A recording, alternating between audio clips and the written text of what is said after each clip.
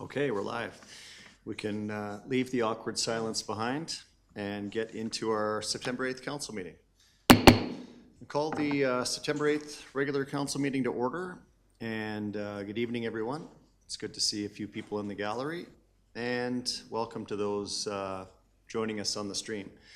1A is a little bit of a different agenda item this afternoon, so I'm going to call Mr. Derricott up to take us through the outgoing council presentation. Good evening, Mayor, Council. It's my privilege to take a moment and on behalf of the community and I think especially on behalf of our administrative team who've had the privilege of working closely with Council these last 4 years to acknowledge that this term is coming to a close. And while I know some of you are seeking re-election and may return, I think it's still worth pausing and reflecting and noting on the work that was done over the last 4 years by this elected body to steward the community through a lot of opportunities and a lot of challenges. Each of you know, and I think especially perhaps your loved ones and families around you know the time and effort and work that goes into serving on town council, and it is, in my opinion, worth acknowledging the work that each of you have put forward in that effort. Seeking and holding public office is, I think, an increasingly courageous thing to do, and is to, I think, be so honored. So with that in mind, we do have a token acknowledging on behalf of the community that service for each of you. I will call each of you by name, have you come forward. We're going to snap some individual photos, and if you don't mind waiting off to the side, then we're going to grab a group photo at the end here. So Councillor Tara McFadden, thank you, if you'll come forward.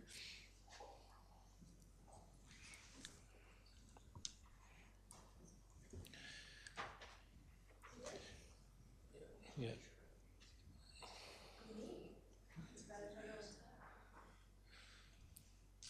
I think the photographer's asked if you'll wait for the thumbs up to move on to make sure that Drew's not got his eyes closed in the picture. Yeah, thank you.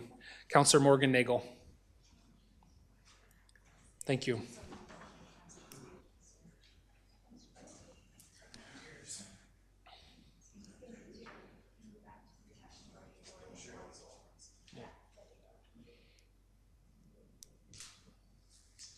Oh. Good. Over there, Morgan. Yeah. Councillor Patrick Wilson.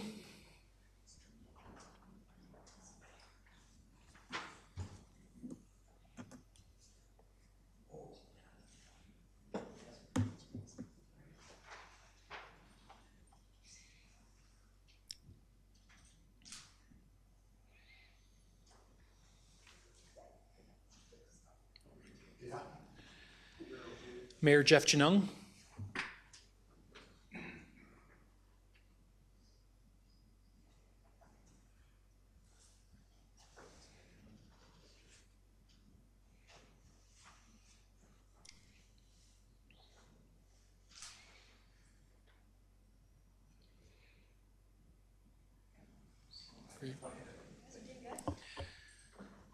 Councillor Susan Flowers, who I think is the one who can feel the greatest sense of relief here tonight, as Councillor Flowers has said that she will not be seeking re-election. Thank you, Councillor Flowers, for your service to the community.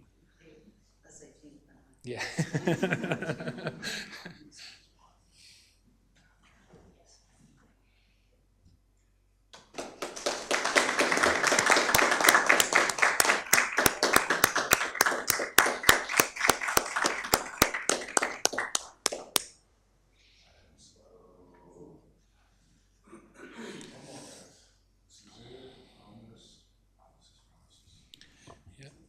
So 8 years on council, plus I think close to 25 as an employee, 22 as an employee. That's a pretty good run.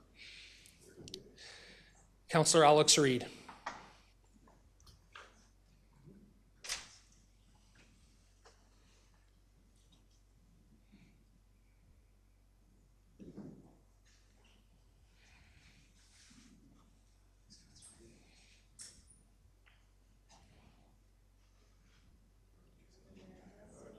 to the left a little. There you go.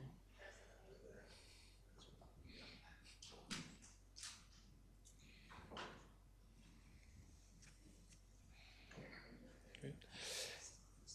And the longest walk from the backside of the bench, Councillor Marnie Fedeko.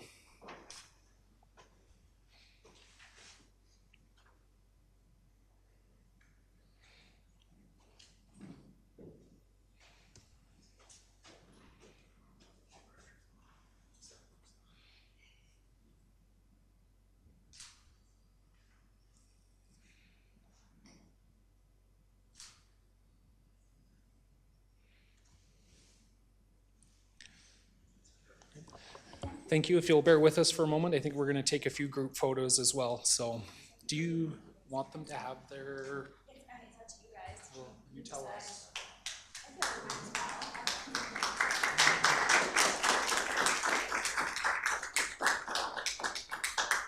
So maybe the two off just to the side so we can have a sign in the background so we can all sort of come this way. So you guys want to... Okay. This will be the longest in the evening.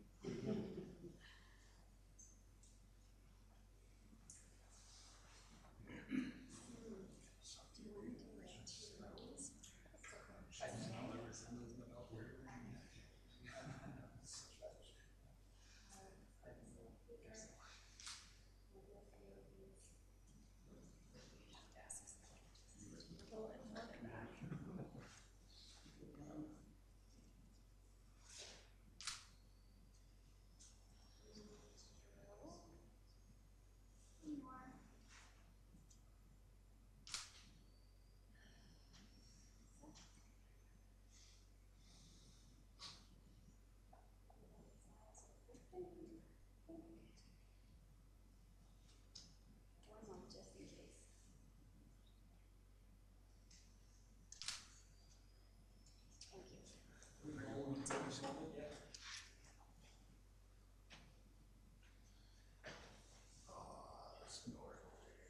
Guys, already 1, 2, 3. Smile. Congratulations, Susan. Thank you, guys. My turn. Right into action. 1, 2.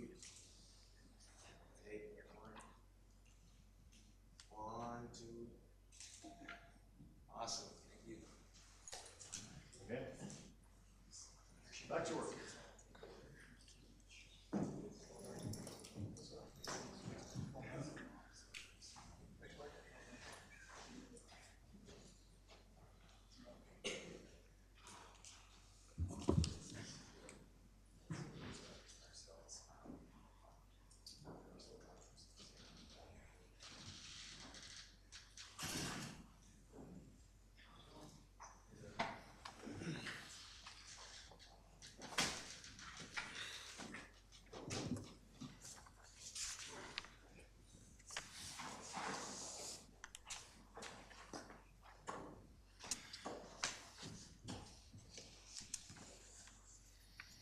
Okay, well, thank you, Mr. Derricott.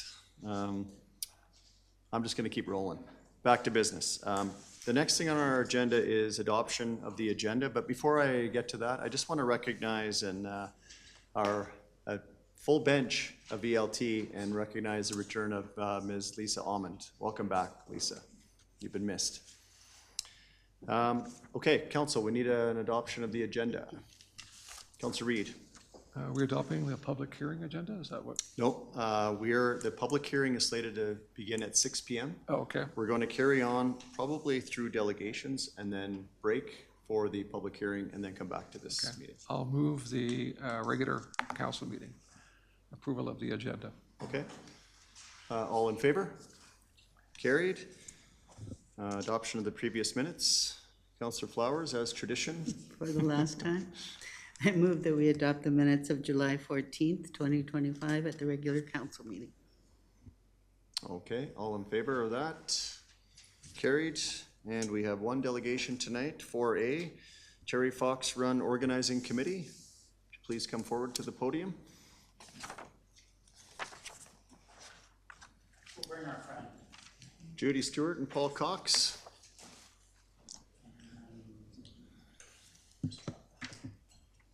welcome, and the podium's yours. Thank you very much. There was talk of a Ms. I don't want to interrupt, but I'm going to. If you wouldn't mind to go to the microphone so people at home can hear. Thanks.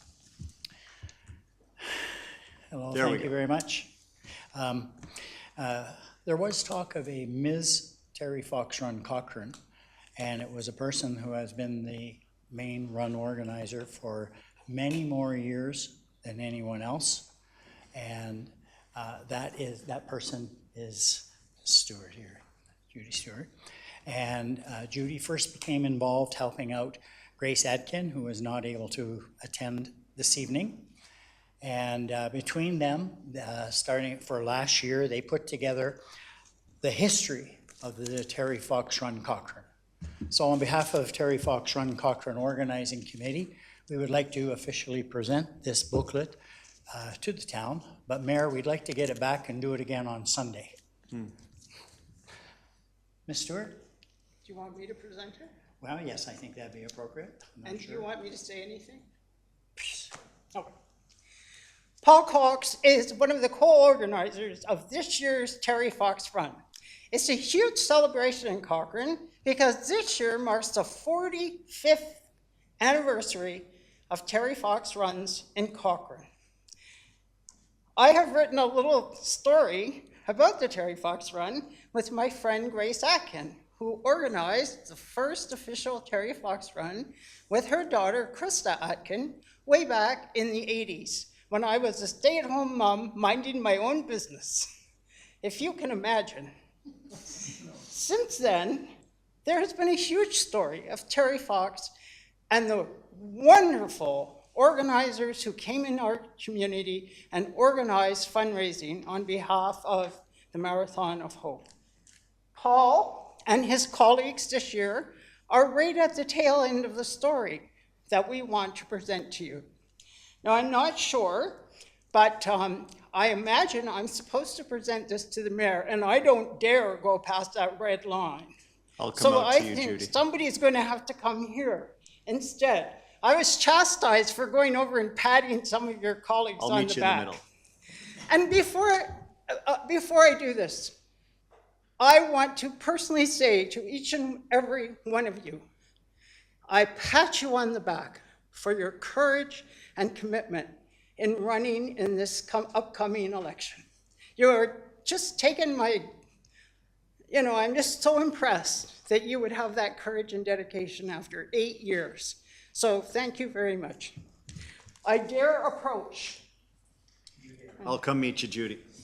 We have so much stuff. This Terry Fox Run is probably the most wonderful yet. We have people of distinction, merchandise, a dedication board, and last but not least, we also have, I just got to find my paper, puppies on parade. The first time ever, people who walk their dogs can then parade them around after the event, and you can see all the puppies who actually participated this year. Isn't that great? Paul Cox. Give him a big hand. He's just wonderful.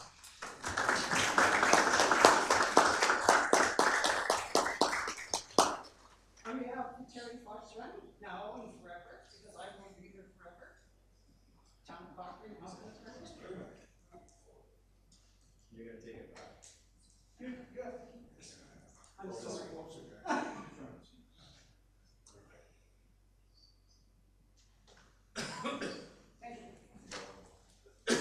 Are you Isaiah? Yes, I am. All right, nice to meet you, Isaiah. Likewise. So I'm keeping this copy. Do you have anything further, Paul? Thank you very much. You want Want to take it back? Thank you very much, Council. Good luck. Just before you run away, I just want to say, Paul and Judy, just before you run, thank you for all you're doing for Terry Fox, the run, the awareness, and fundraising for cancer. And 45 years, that's amazing. But thank you to everybody who's volunteered and organized this over the years, and appreciate the history book. We don't do enough celebrating of successes and honoring the past. I mean, we did a little bit this weekend, but we, as a society, I think we need to spend more time recognizing the efforts of those that have gotten us where we are today. Thank you for all you're doing. We'll see you on Sunday. Yeah. Okay, that's the delegation. Thank you guys for being here. Let's carry on with business until we get to 6 a.m. No, 6 p.m. And as advertised, 6 p.m. must be the time we start the public hearing. So we're following the regulations. Mr. Dercott? Yes, may I just suggest? Yeah, we can't do 5A. Can't do until- 5A, but I think we could probably accomplish 5B in fairly short order, if that's acceptable. Agreed. Okay, council, you understand what we're doing? We're moving to 5B. We can't do 5A without the public hearing first. So, Mr. Dercott, 5B in our agenda is the cancellation of our committee of the whole meeting for September 15th. Yes, thank you. Through to council, I really don't have much to offer. As shared earlier with council in email, through a little bit of a scheduling quirk, the very last Monday before the close of nominations is where a committee of the whole meeting would normally fall. Seeing as that there is no regular council meeting following that, administration is recommending that we would not hold that committee meeting. Okay, thank you. Council, we need a motion to that effect. Councillor Reid? Yeah, I would move that to option 1 then. Given where we are in the election cycle and some of my council colleagues that we really should leave the decisions of importance to the next council, I think it seems appropriate. Okay. Seeing no more questions or concerns, I'll call the question. All those in favor? That is carried. Thank you, Mr. Dercott. 5C, administration update on notice of motion. That's you again. Yes, thank you. As council will recall, there was 2 resolutions passed as a result of a notice of motion regarding legal proceedings around several investigations around OH&S and code of conduct. Part of the resolution preceding release of any information would be receiving legal advice. Administration has not yet received that legal advice, and so I wanted to update council on what that process would look like going forward here. Once administration was to receive that legal advice, as per the resolution that has been passed, a summary timeline including the legal costs would be released and posted to our disclosures page on our website that we have used for similar purposes in the past. We anticipate that to be something that will happen in relatively short order, although there has been a significant amount of information to review and correspondence and timings to ensure accuracy, and then we'll need to review the legal advice prior to that taking place. We will notify council prior to that going live. At this point, administration would just suggest that this update would be received for information. And seeing as how we have yet to receive legal advice, I would suggest that council should be cautious about how they approach this. Okay, thank you for the update. Council, we're looking for a motion to receive as information.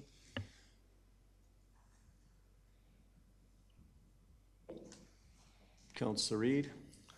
Not wishing to prolong the evening, but yes, I would move that we receive it for information. Okay. Any concern, debate, questions on the matter? Councillor Daigle? It seems a little coincidental that we haven't received our legal advice yet. How long does it normally take to receive legal advice on something like this? Through the chair to Councillor Nagel, it depends on the schedule and timing of the legal counsel as part of it, as well as the subject matter that they're reviewing. We were advised upon our early contact with our legal firm as we engaged them that there is some unique things to consider. As council may be aware, there has been some significant changes to legislation around access to information, formally referred to as freedom of information and protection of privacy, now comprised in 2 other acts. And so there was some increased scrutiny that was suggested there, as well as with some of the changes under Bill 50 with the adjustments to code of conducts and how those are being handled, that our legal firm suggested that there would be, it would take them a little while to consider those pieces of changing landscape. So it's not really possible for me to say, I mean, how long a piece of legal advice takes. It's completely dependent on circumstances, timing, etc. Are you able to provide any further details for the public record? Like, was the lawyer contacted within, or the law firm contact within 7 or 14 days of the motion being passed? And then how long did the lawyer say that the work might take? Yeah, I'm happy to comment on that through the chair. So in addition to the work that the legal firm had to do, as I mentioned, there was a significant amount of correspondence that needed to be reviewed. Ultimately, this presented much like a freedom of information request would under FOIP, where you review a set of associated documentation, scheduling, calendars, emails, those types of things. And there was a significant amount of material that was reviewed. That was undertaken by administration, took several weeks to work through that process. Once that was completed and a kind of draft summary was put together, that was then shared with our legal advice. And it's been, I think, about 2 weeks since that process began. Sorry, the process didn't begin until 2 weeks ago? The process of our legal firm reviewing the materials. Okay, thanks. Councillor McFadden? Yeah, sorry, just following up on that train of thought. So has the legal firm given an idea about when they're going to be able to produce this? Like beyond shortly? Yes, so again, they haven't specified an exact date. I would say that we expect to have that this week for sure. And then it will likely take administration a few days to review the advice, make any adjustments and recommendations associated with that, and that we would be able to proceed with the release shortly after that. So yeah, I just want to say I'm disappointed that this is our last, council meeting to receive this information. It was issued in July, and so by my counts, we're in excess of 8 weeks for what. I don't understand how it's an 8 weeks process, especially when ideally the deadline would have been the last action of this council to be able to receive that information, because now this council is not going to be able to receive that information, provide any questions, commentary, thought processes around it. So I guess I just want to say that I'm disappointed in the timeline.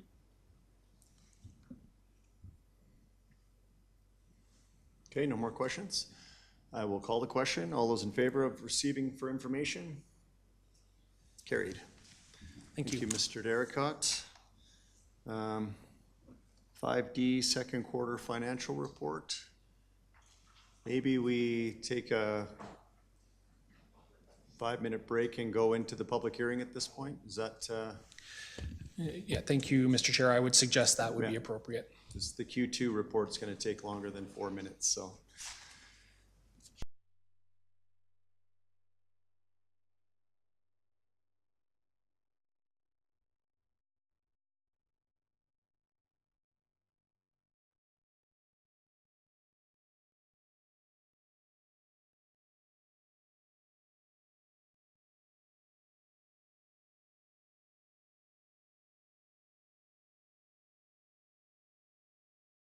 Let's call the regular meeting back to order.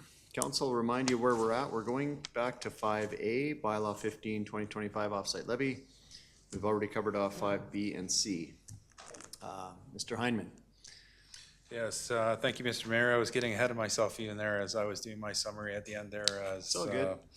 But again, I do want to be brief again, because I want to get into opportunity for council questions. So I just want to reiterate my comments at the end of our presentation that we believe significant progress has been made on this project and that we've laid a strong foundation for additional work. But there is more work to do. I think you heard that from a number of the people who presented tonight. And we would agree that more frequent updates of the bylaw are necessary. There's additional work to do. Desire for increased public transparency, as well as work with the development industry. But we're committed to doing this, and the next phase of the work will really be important to Cochrane's future. We believe moving forward with this bylaw is very important. And again, the pillars that we would be looking at are fairness, transparency, and community benefit. But I know it's important, obviously, to get into council's discussion on this matter. Mr. Nelson and I are happy to answer your questions. But again, our recommendation would be that council give second and third reading to the bylaw as amended, and open up for questions. Okay, thank you. Councillor Reid, start Yeah, us off with the I motion. would move second reading of bylaw 1525, and just to be able to get it out there and speak about it. So I think from my perspective, having been involved with this for the last 4 years, but having some experience in the previous 4 years of that, I think the critical takeaway is the updates. I think that not only to ensure that the new development is contributing to its fair share of growth and infrastructure costs, but more importantly because I think it's fair and equitable and transparent for everybody involved. And so I would hope that if anything, the new council would look at setting a schedule for those updates. While it was suggested 3 years is maybe the length of time, I'm not sure that that's the case. It might need to be shorter. I think clearly one of the things that need to be taken into consideration is public consultation in relation to that. But the reason that I'm suggesting that we would proceed with this tonight is, first of all, I think as Councillor Nagel has suggested in the past, we're actually leaving money on the table, and it's a lot of money that we're leaving on the table, and to postpone that for the new council, I think would be a mistake. And the other reason I think it would be a mistake to push to the new council is, with all due respect, I think it takes a new council member at least a year, if not more, to be able to get up to speed to appreciate some of the idiosyncrasies of these kind of things. And I think that was exhibited tonight in terms of being able to move this forward. So I'm in support of it. I think it may not be perfect, but I think it's far better than what it is.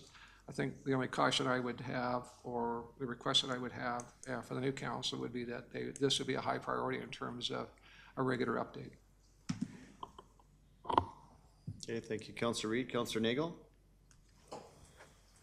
Yeah, I'm glad we're finally doing this. I do wish we would have been this far 12 months ago or something like that, because I do think there's more work to be done, and even still, I wish this group had another meeting or two to try and get this across the finish line. To be clear, I do want to try and pass something tonight, but I don't want to vote in favor of something that I think is going to be a bad decision that's going to set the next group up with some challenges. Some irreversible challenges, possibly. And so in order for me to support this, there's two pieces that I want to see reverted or changed in it. One, I don't want us to go from the 2-year period to the 3-year period. I had originally seemed open to that, but then through some conversations that I had, I think it might have even been Councillor McFadden who brought this to my attention, that actually can have a significant impact on our cash flows. And we are projected to hit our debt limit in the near future, and carrying an additional several $1 million of debt on the behalf of developers, I think would be a very big mistake. It's an amount of money that's equal to a small capital project, and giving that up when we don't have to, I think would be possibly an irreversible problem. Maybe it's not irreversible, but I suspect once we give them 3 years, we're never going to get back to that 2-year schedule, and it is a move in the wrong direction on our very serious debt load issues that I think the next council, whoever's sitting here, is going to have to deal with. The second piece is moving back the reduction in the offsite levy rate on the contingencies from 50% to the lower rate. I thought that this group was in agreement that we were going to try and get the most out of this bylaw as possible, recognizing that there seems to be pretty broad consensus across this group on council, as well as people in the community who are paying attention to the issue, that we have been falling behind on our infrastructure spending. And so if we move the offsite levy bylaw in the direction of lower contingencies than we had originally asked for in this bylaw, as well as moving from a 2-year to a 3-year cash flow, I'm worried that's ground that the municipal government's never going to get back, and it's just going to make the problem of dealing with their infrastructure even more difficult. So if we could move both of those things forwards, so that going back to the 2 years, back to the 50% contingencies, I would vote in favor of this tonight. And I do want to be clear, I am not here trying to stonewall the process. I really do want to get this passed because it needs to be passed as quickly as possible because there is money being left on the table. Those are my thoughts. Mr. Hyman? If I could just clarify one comment through the mayor to Councillor Nagel regarding the contingencies. There were only 4 projects that had reduced contingencies. They still are within the policy, so they've been reduced either from 50 to 40 or 35. It's based on that those projects are proceeding. They're beyond the conceptual level.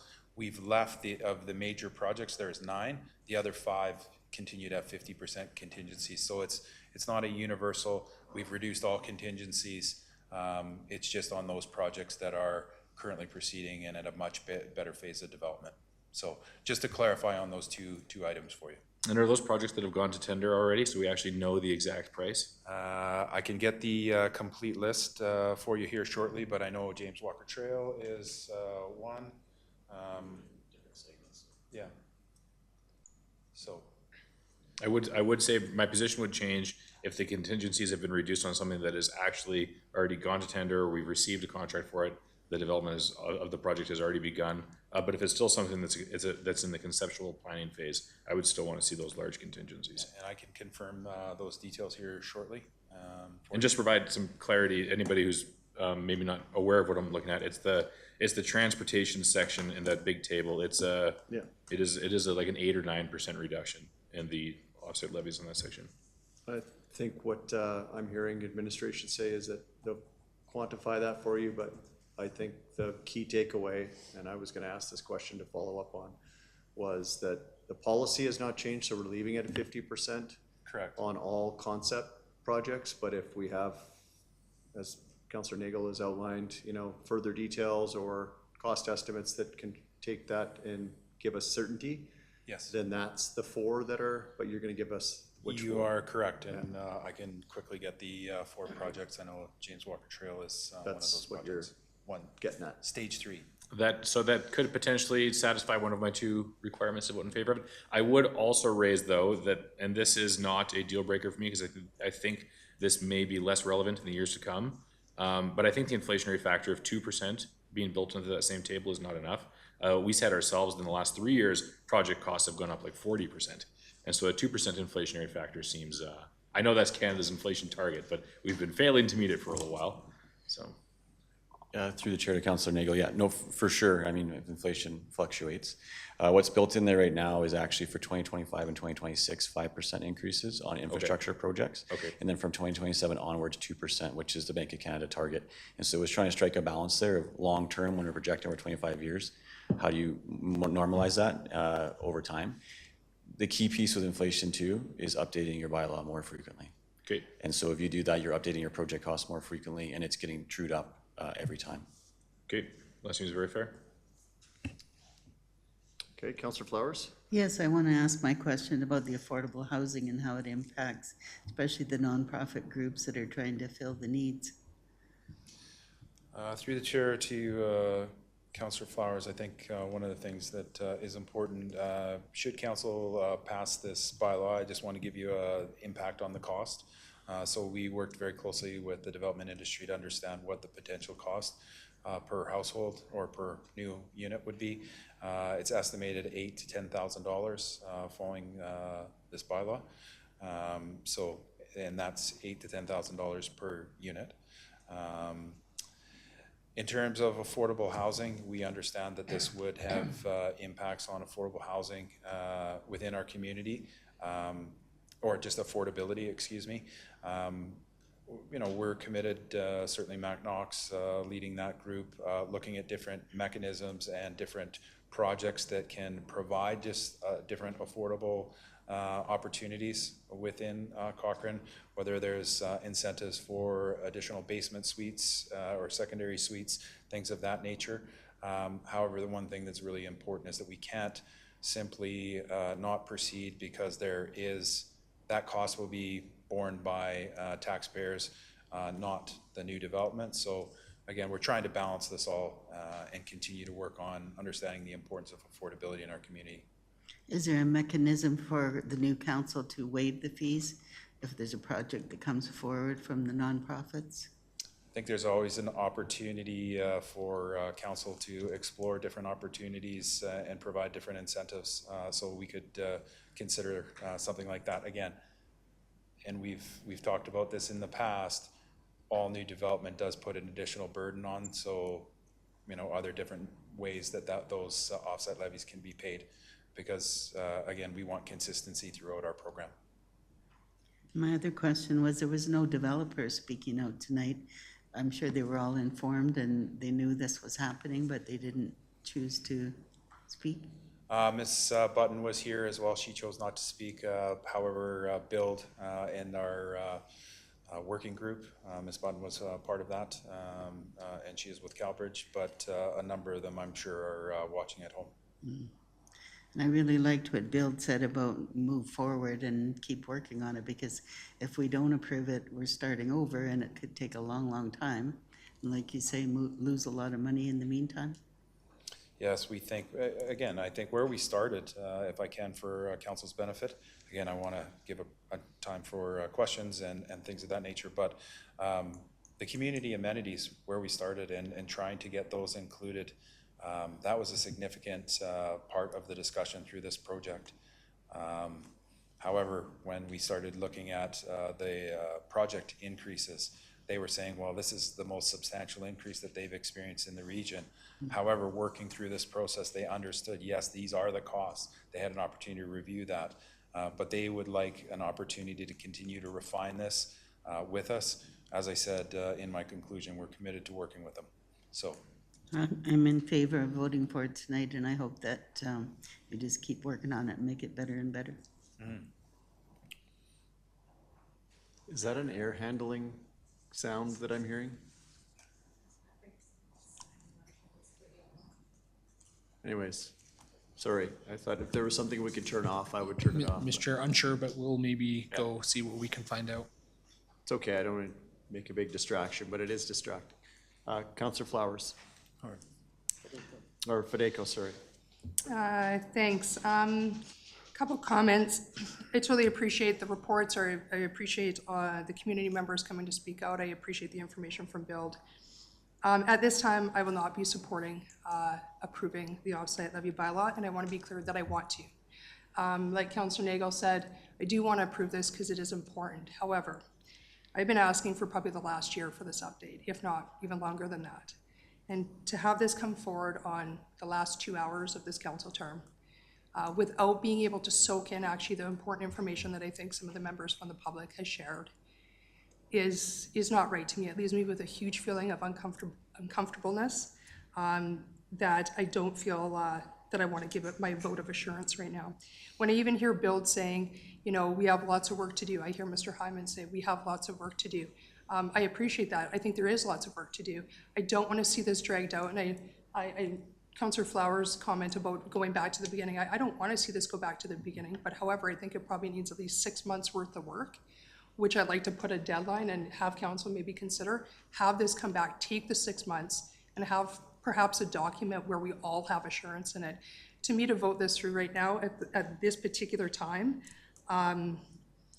is maybe a bit reckless. Maybe that's a harsh word, but I don't have a level of comfortableness with it.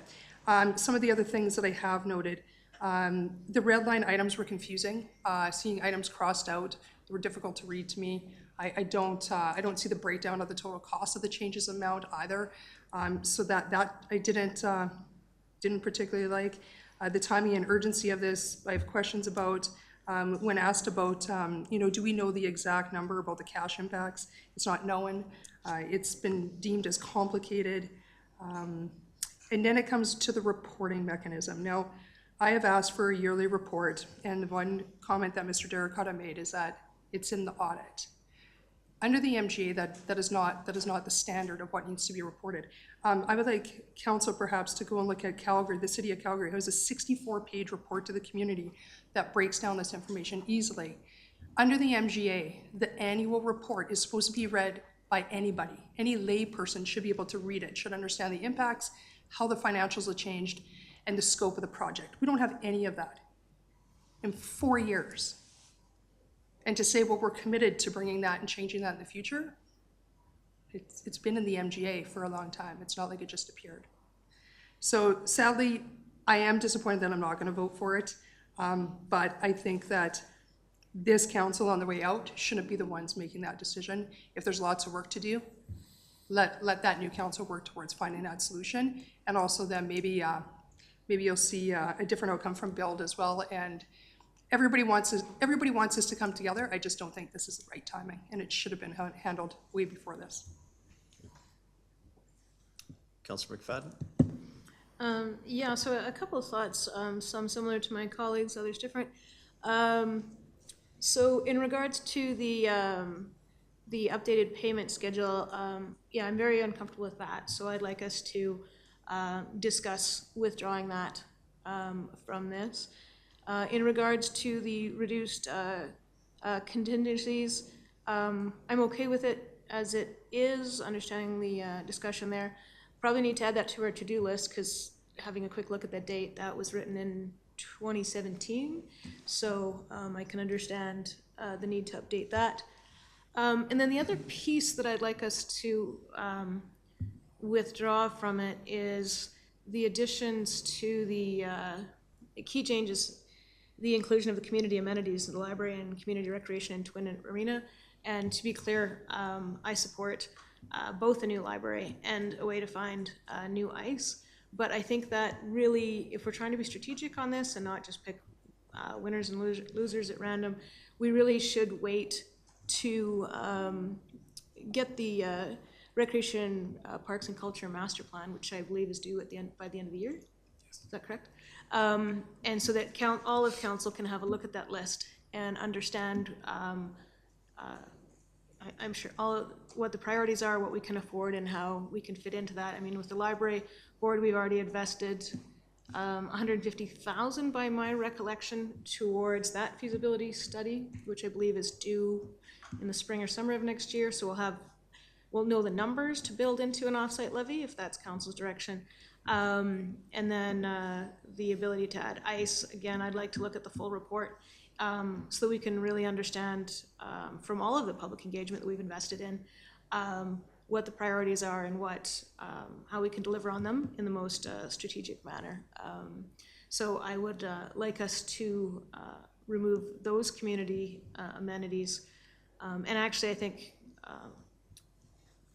those are the changes I think I would need to vote for it. I think my preference actually is option 2, which is to review it back to admin for further review or revision, with the understanding that that would be happening as quickly as possible, because I'm sure our development community and Built would not be happy to see that reduction. I understand that was a key part of a lot of discussions. And so that's where I'm landing with it. And then also, it's a big decision to make, and just as a personal philosophy, I just feel these big decisions shouldn't be made at the 11th hour of a council. And the new council can review this and make sure that it reflects their priorities. If this had come to us before summer, I would have a different stand on that, but it's just the timing. I think we should defer to the thoughts of the new council. So if you'd like me to pass it, those are my concerns. Otherwise, I really would prefer to move option 2 with the idea that we would do that as swiftly as possible and continue to work with Build in a collaborative manner and see what other opportunities we have for public engagement. Councillor Wilson? Thank you. So it'll come to no surprise to anyone around the table that I respectfully disagree with Bill's analysis that growth is currently paying for itself. I think that is a joke, honestly. That's not even close to the truth in my estimation through a long time of studying that topic. I don't hold any animosity. I know they're advocating for a group, and that's their prerogative to do so. And there's a lot of overlap, as we've talked about, where I'm sure myself and everyone around the council table cares about the affordable housing in Cochrane, about the cost of housing in Cochrane. That's something that we're aligned on. The continual economic growth and well-being of our community is something that I would agree with Built on. And so there is reasons to be optimistic in future negotiations, but I fundamentally disagree with them. And I think I think flatly, just as I've said before, that every new person that moves to Cochrane right now makes everybody else worse off because we're not charging for our growth. So that's a terrible predicament to be in, and therefore this is really important, this offsite levy that's before us. And so I'm sitting here tonight simply juggling a few of the really good points that are made around the table, and that's that there's questions about timing, there's questions about where we are in the council term, there's some great points brought up during the public hearing about wait, revamp this, make some changes to it. And so my main question to administration is, if we were to not pass this tonight and wait 6 months was one of the timetables I heard, wait for a new council to vote on this, what sort of financial consequences could we imagine for waiting 6 months to implement this 32% increase in OSLs? I don't know if maybe Chris would have some number in mind that what would be the consequences of that, because I'm not sure which way I land right now on passing tonight or waiting till we have something that we deem better in front of us. Certainly, Councillor Wilson, I'll start and then give an opportunity for Mr. Nelson to respond. Again, I do apologize for the lateness of bringing this to council. I appreciate the concerns. We're not trying to ram this through at the last minute. I know there's a sense that perhaps that may be the case. Numerous members of council indicated how important getting this complete was. We wanted to get it completed within your term. When we came forward earlier in July, industry wanted an opportunity through the summer to do some additional refinements, even though they had provided a letter of support at that time. I think you heard from industry that they would be supportive of proceeding, but in terms of significant, I don't think there would be a significant financial impacts for delaying and going and doing some additional work. Beyond,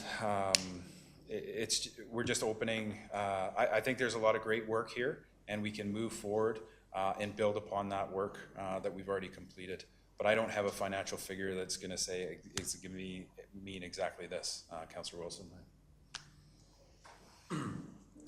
Through the chair to Councillor Wilson, I think, obviously as we shown in the table, and again, every zone is different within the town, but the average is about $100,000 difference. So the town of Cochrane is growing quite quickly now. There's still a lot of development going on. And so whatever developments were to show up in the next 6 months, they would be presumed to be under the existing offsite levy regime. And so that'd be about $100,000 a hectare difference. And so it's hard to project exactly how many that would equate to. But it wouldn't be insignificant. But when we're projecting over 25 years, and it's just going to cost the levies to go up a bit more for the next developers coming in. And so that's obviously an equity issue too that we're trying to balance here as well. If I may add to that, as part of it, I think when we are addressing offsite levies, we have heard and used this language, and we've engaged this topic a few times about money being left on the table as part of it. And I just want to first try to clear that up again, is the existing residents of Cochrane don't pick up the slack of that cost of the additional infrastructure. There's just less developable land available to pay that cost. So each remaining hectare to develop in Cochrane gets more expensive as part of that process. But the residents of Cochrane aren't the ones who are paying that bill. So the equity becomes part of the broader growth strategy, as we do want to be as equitable as possible to those folks that are developing, that they're paying as equitable a cost as possible through that process. If I may also, I think part of your question, Councillor Wilson, is like, what are the risks associated with a 6-month delay? And maybe I could identify what I would perceive to be at least a few non-financial ones. Councillor Reid, I think, mentioned one of those. You could foresee a potential outcome in the election where you ended up with very few returning councillors and a set of folks who don't have the grounding or the foundation in the principles behind an offsite levy program, and it may take even more time to bring them up to speed and ensure that they're in a place to make a decision of this magnitude as part of that. that's one potential outcome.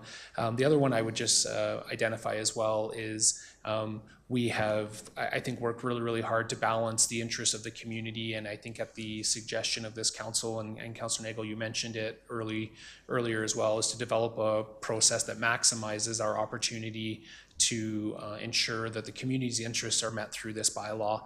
And we've worked really, really hard with the development community to come to an agreeable place. There's no assurity that 6 months from now, or with significant changes, that may not present some risk associated with the potential for development to support or not support, and leading to where we see in other communities legal challenges and those types of things. Again, I don't want to overstate those. Those are just some of the potential outcomes that become more likely with a delayed process. Okay, thank you for that. I think where my decision point comes down to, and to quote a great man right now, it's rather than an answer, it's all about trade-offs. It's what trade-offs are you willing to accept right now? And for me, the trade-off that I'm not willing to accept is waiting any more time for this. This is something that I agree with many members. I wish was done yesterday or 10 months ago or 2 years ago, but it's here now, and another 6 months is unacceptable to me. The one question I had on that then is, I heard that's a living document in quotes from the presentation. What does that mean for the next council then, if they were to come in here? We approve this tonight, the next council comes before us. What are their opportunities to still amend, update, better this document once it goes in place? Can you speak to that? Councillor Wilson, I think just going back to some of the comments that Councillor McFadden made when we've got the Parks, Culture and Active Living Master Plan coming forward, there's going to be some additional work there, which will look at the community amenities. There is also the library needs assessment.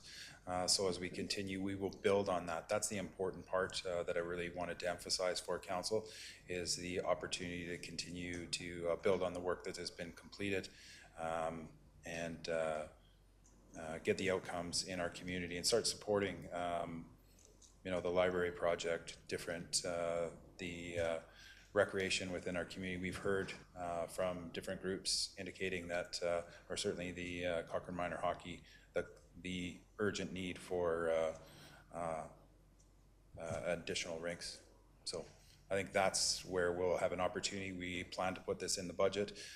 So, again, council's going to start looking and doing their orientation, and then we continue to work with the development industry, and then work with council going through 2026, and bring updates at the end of the year, and certainly into 2027. Okay, thank you. So in a nutshell, making a decision tonight, if this were to pass, go ahead with second and third reading tonight, you don't believe that this would be hamstringing a future council in their decisions regarding offsite levies? No, I don't. The administration's position? No, if I may just add, it does not. Any policy piece belongs to council as a body, and so should a future body of council wish to revisit this, that would be their prerogative to do so as they wished. Okay. Okay, I currently sit ready to vote in favor of second and third reading tonight. It's not me not recognizing other people around the table, and some of their points are valid, where there's some different things I'd like to see in this document. I thought Councillor Federico made a good point about the readability of it, for example, but just the general principle of where we currently sit with development. I think this is absolutely too crucial to hold up for 6 months or whatever amount of time, and should be passed immediately. That's my opinion. If I may, Councillor Nagel, I might just pop in, and then we'll go around the table again. Yeah, I'm in favor of moving forward tonight. I actually can't believe we're having that some are considering not passing this. There's a lot of things that aren't perfect, and there's some work to be done. And we've heard that from administration, that this is going to be a living document. And I echo what I've heard tonight as well, is that we need to do better at this. We need to increase the frequency rate in which we're looking at this. To me, I think a 2-year timeline kind of makes sense. Ms. Higa said tonight, and I kind of recognize that, a 1-year frequency would have us just approving something and then back and working on it. We would always regenerating this. I mean, in a perfect world, that would be great, but I think what troubles me the most, and why I'd like to move forward with this tonight, is that we have a development industry tonight that we've heard from Build saying, we're okay with this 32% increase, and we could argue it should be 50 or 100 or whatever, but we have an industry that's sitting in front of us tonight saying that they're in favor of this, with a library in there, with ICE in there, with fire halls in there, with all of the capital projects that are outlined, I think, very well. I appreciated the breadth of the document. I don't know why we would argue to take things out of it right now when we're actually arguing to put more into it. So I think this is a step in the right direction. When the studies come back and we show that, and we can get more projects into this, that is a baby step forward. So to go back and then put, and I know we're not leaving money on the table, Mr. Derricott, I appreciated the way that you quantified that. So I think, Chris, earlier you said we're developing about 30 hectares a year. Is that the average? Correct. So in 6 months, that's about $1.5 million we wouldn't have collected, just using that math for those projects, which puts that burden then on to the rest of the hectares that we do have that are developable, that make the cost of those housing units higher. So basically, we're trying to, correct me if I'm wrong, but to distribute the costs of projects that we have already identified that we need over as many homes coming into Cochrane as possible, new homes coming into Cochrane. That's correct, and just I think one of the significant points here is the increase in the project costs. I think universally, council understands those have all gone up significantly, and that is a major point of this, to get those projects updated and the costs. That one project that I mentioned, James Walker Trail intersection with Highway 22, the developer, their review, 40% increase. So. Well, and thank you. And one of the things we heard in the public hearing was that, delay to the next council, and maybe they have some ideas about some capital projects that they would like to have. Well, we can't just pivot. And I mean, of course, council could do that and pivot and say we want a new art center, but we can't just slap an art center into the offsite levy without having done the needs evaluation, the concept plans. There's a level of defendability that we have to bring to the development industry in order for them to say, yes, that is due to growth, that is the cost, we're okay with that, and we're not gonna take you to court over it. You're correct, that's previously through this, and just very quickly, we had talked about looking at the full arena, full library. However, based on the feedback from them, they said we can't defend that in accordance with the section 648 of the MGA. So we felt we've made a significant step forward by having 20% being able to collect for those important community amenities. Perfect. So I think if I'm sitting here, or to the next mayor and council that are sitting here, I would hope that we're looking at this bylaw again, and then adding some other projects. Perhaps there's a baby step we could take on other that were identified in the other studies, the master plan. But we're incrementally increasing the number of projects, not going backwards. I just think that's a huge mistake. The other risks of waiting, I guess we've kind of covered that one. I think maybe for now, I'm just in favor of moving forward with this, and I think we have the ability to collect more money sooner, and the next council can amend it and move on and have a new offsite levy bylaw after that. So that's where I stand, but maybe we'll go around the table one more time. Councillor Nagel, you have another question or comment? Comments, but I want to move an amendment first. I'd like to, we have a motion on the floor, don't we? Yeah, second readings on the floor. I move that section 5.4.3 titled Payment Timing be amended to include the continuance of the current 2-payment schedule that is in place and not a new 3-payment schedule. Is that clear enough? So keep the current payment schedule. Yes. Yeah, and to comment on that amendment, not the broader motion, we have, whoever's going to be sitting here next term has a big debt problem to deal with, and cash flowing more debt on behalf of the development industry is a step in the wrong direction. Okay. All right, so we're going to debate the amendment. For clarity, Council, Yeah. I appreciate just some additional information. Some of the modeling, as Mr. Nelson was indicating, will have to be adjusted to do that. Again, there can continue to be that, but just so council is aware of that. What do you specifically mean by that, Mr. Heineman? Maybe I'll Through the chair. So when you run the modeling to come up with the levy, and we show this in the background report in the back appendix F, I believe it is, we're assuming right now the 3-payment approach, so you're getting 20% of those hectares coming in this year, and then they're 40% next year, and then 40% the year after that. We'd have to adjust that if you wanted to stay with your current payment approach to assume that at execution this year, you're getting 40%, and then next year the 60%.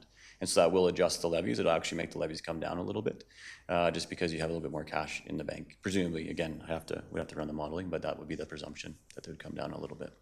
Sorry, can Yeah. through the chair, how can accelerating the payments make the levies come down? It's the, so maybe we're saying the opposite thing there. If you go back to your current payment approach, where you're receiving more cash today and then 60% next year, so the 2-payment approach, the levy would come down a little bit because presumably you're borrowing less over time to the cash flow consideration. I think we need a graph. Yeah, I would assume that in order, if it's being repaid over 2 years instead of 3 years, that the levy rate would be higher because there'd be more. You have more cash as a municipality quicker, so that's why it comes down. Again, presumably it depends where your fund balances are. There's nuances in that, but generally that's what we see when we run modeling for municipalities. When you have the cash quicker, your levies would be a little bit lower, presumably. Okay. Well, my position still stands. The outcome's the same, though. Okay. Yeah, okay. Are you? I am done. Good. Okay, Councillor Wilson? Just a question on the amendment, because that's brought forward now. I think it's a good one, but from administration side, you've been talking to the development industry. What consequences could this amendment possibly have? Would this be something large enough for them to lose favor in the entire OSL? What possible consequences could this? Potentially, amendment Councillor have? Wilson, this was something to be consistent with the rest of the region, and they negotiated with us as part of it as an important step for them. So certainly I can't speak for them, but I think it is an important consideration. An important consideration, meaning that They would, if I may, they would not look on that change favorably. What action they would take about that, I think, again, I can't presume to speak on their behalf. But there's less desirable things that they have accepted. For example, the inclusion of some elements of a library and an ice arena that aren't at a fully actualized conceptual state. You know, things like that have been, you spoke of trade-offs before, and I think that it would be fair to say that industry would view that as kind of one of the trade-offs they've accepted as part of this, and then they can reconsider whether or not those trade-offs have value if that payment process was amended. okay. Thank you. That clears it up for me. I appreciate it. Councillor Flowers? I was just looking for more explanation about why we changed it in the first place. I think we talked about this before a lot, but I just forget how it works. I understand they might not like us changing it back, but why did we change it? So it was proposed through this. Right now, currently they provide 40% in the first payment, and then within a year pay 60%. So we'd be going to the initial payment of the 20%, 40-40. So again, as I said, that was something that they desired to be consistent with. The you know, these developers work in all the different communities, and to have that consistency was something that they desired. It's a good reason to leave it alone then. Councillor McFadden? So I support the amendment because I think it's necessary to make sure the municipality is holding as much cash and cash flow on our balance books as possible. But I do certainly understand that it's a significant enough change to the negotiations and the collaboration with the development industry that it would be something that we would have to you know, discuss and kind of navigate what those trade-offs are, which is again why I would support sending this back for some edits and, you know, option 2 on the table. So I think that's where we need to land, but that's another strong reason to defer it. Councillor Reid? Yeah, I'm in support of the motion. I think or the amendment in terms of the motion. If it gets to the motion, and I think that's the intent here. I think it's a good compromise in terms of being able to move this forward.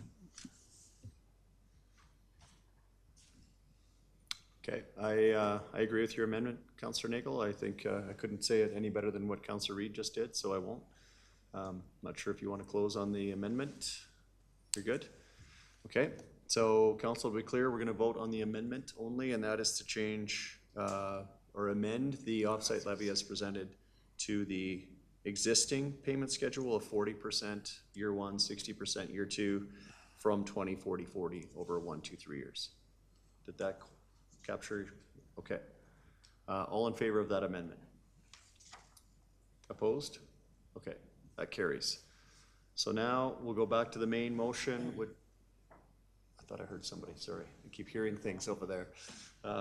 Back to the main motion, which is second reading on the floor as amended now.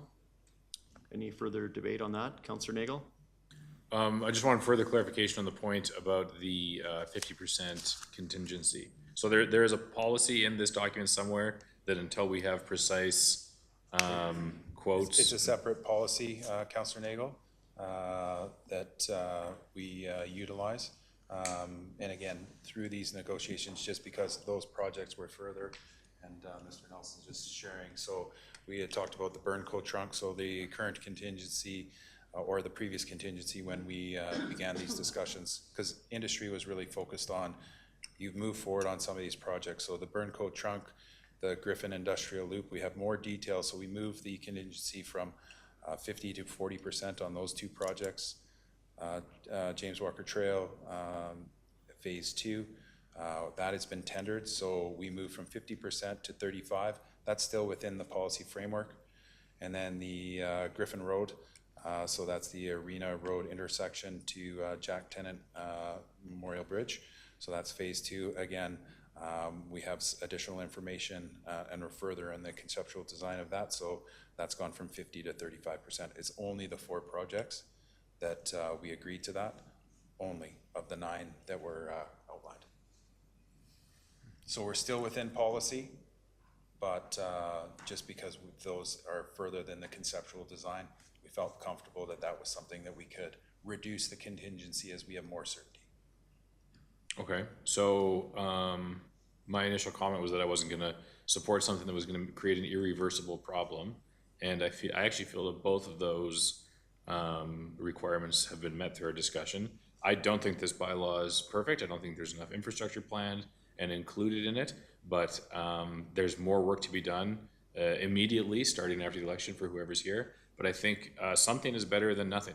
And Mr. Derricott, I have to disagree with you on this one. I know you say that not approving it is not leaving money on the table, but I think it really feels to me that we need to get this approved so we're charging our levies appropriately. And I don't want to leave any more money on the table for whoever's here next, so I'll be supporting it, but there is still a lot of work to do, and I think whoever is reelected or elected newly needs to be paying attention to this immediately, November 1st. But thanks. Councillor McFadden? So back to, again, like I said, I really do feel, and I do support the updated payment schedule, but I feel that is a significant enough change. What is, if you could identify any risks or action that the development community might take or respond to that change?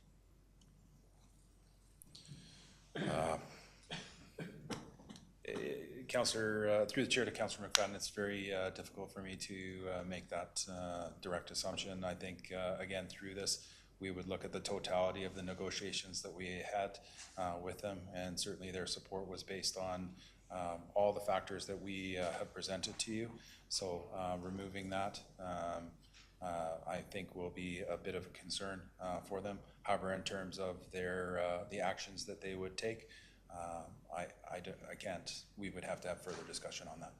I don't know if there's anything else Mr. Derricott or Mr. Nelson would like to share. Yeah, thank you through the chair, Councillor McFadden. I think it's really, really important to note here that it only requires a single developer to take action at any point. And so while there may be consensus that there's satisfaction if any particular developer was to challenge a premise of the bylaw, that process is available to them.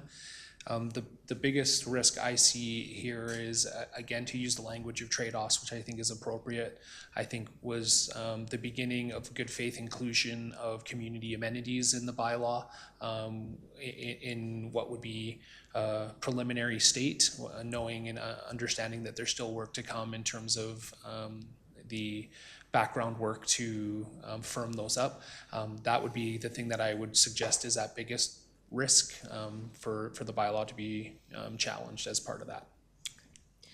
Yeah, thank you for the clarity on that. So while I do support the amendment, and that's where I want us to land, I can't support this because I think there is a risk to the bylaw with the change, and I think it's a space that we would have to negotiate through, which we haven't given ourselves time to do. In addition to that, again, I just really feel that the new council should be making these decisions and determining, based off of the Parks, Culture, and Active Living plan, what projects could or should be added to that. So I certainly understand the arguments that the sooner we can get this in play, the better, but I really do land that it needs to be a good plan that we sign off on. And I feel this one will put us at risk.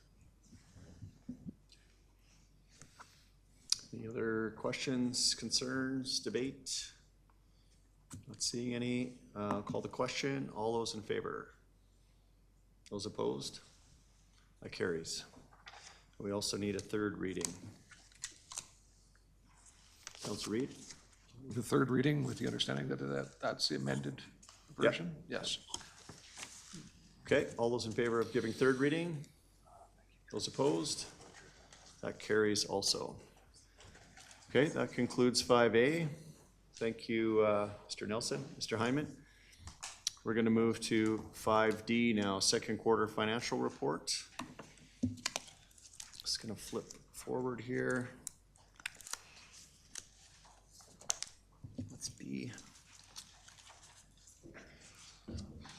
Mr. Aleem. Good evening, Mayor and Council.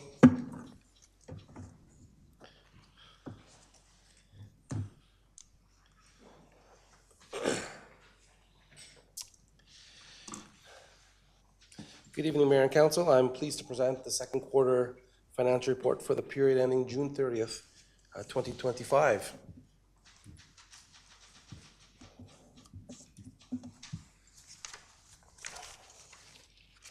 First, let's start off with operations.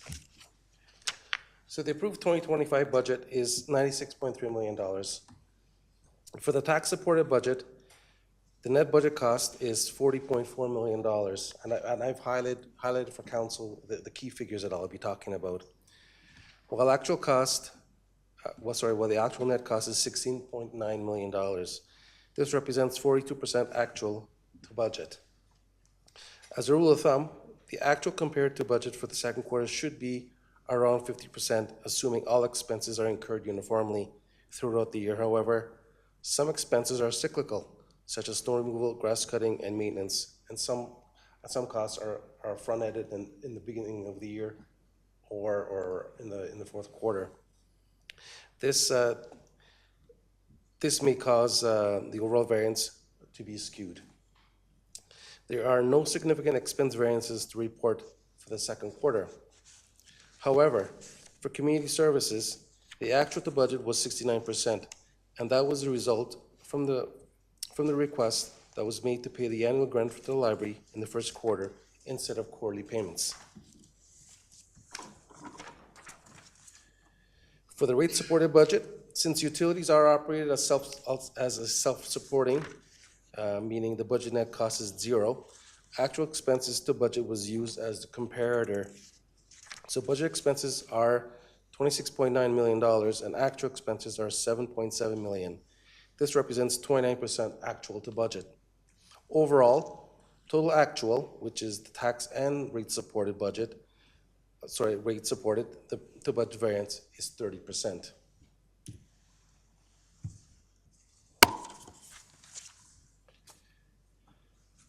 This table shows the forecast to December 31st, 2025, based on the 6-month information. A forecast was not provided in the first quarter because there was insufficient actual data for only 3 months.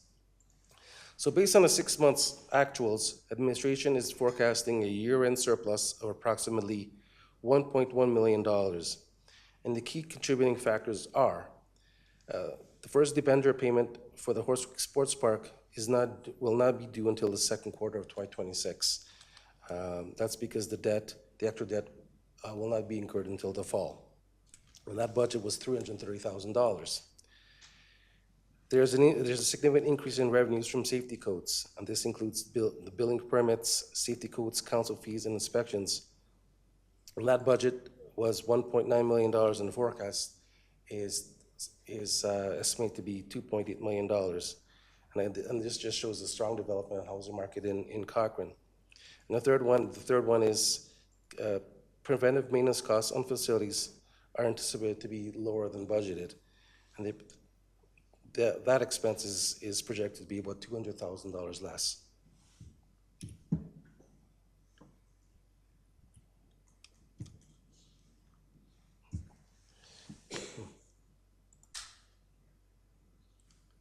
It's not moving forward. Thank you. Next is capital.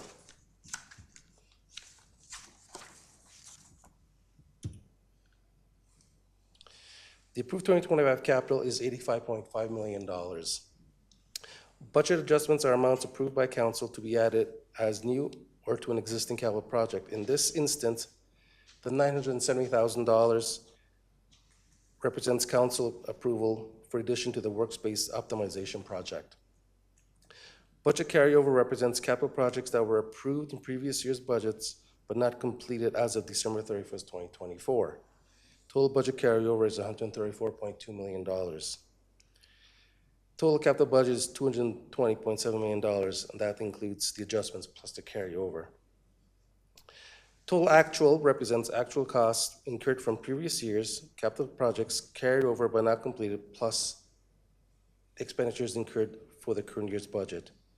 That total is $119.9 million. Of the $119.9 million spent to date, only $13.4 million, or 15%, is for the 2025 capital budget.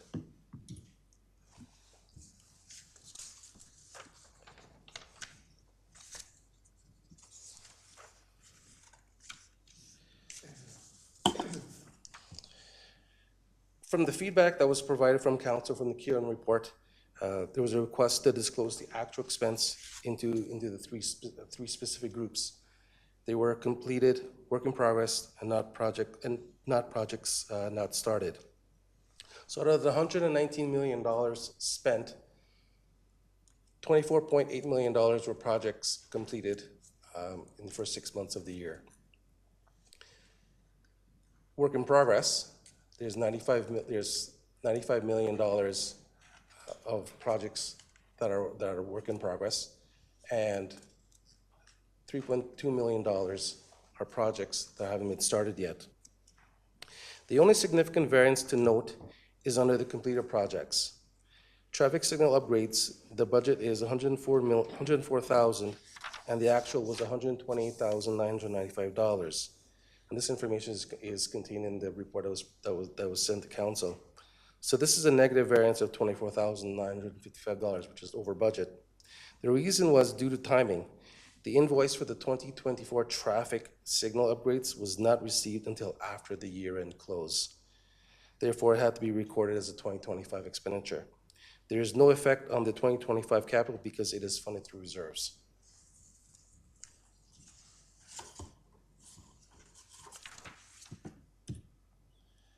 So the recommendation tonight is that council accepts the report as information. That concludes my presentation for tonight. Thank you. Councillor Reid. Yeah, I would like the motion. I make the motion that we would accept the report for information. Elvin, as a member of the outgoing town council, I just wanted to say thank you to you in particular, but to your team as well. In my time on council in this last term, you've brought great clarity to this role.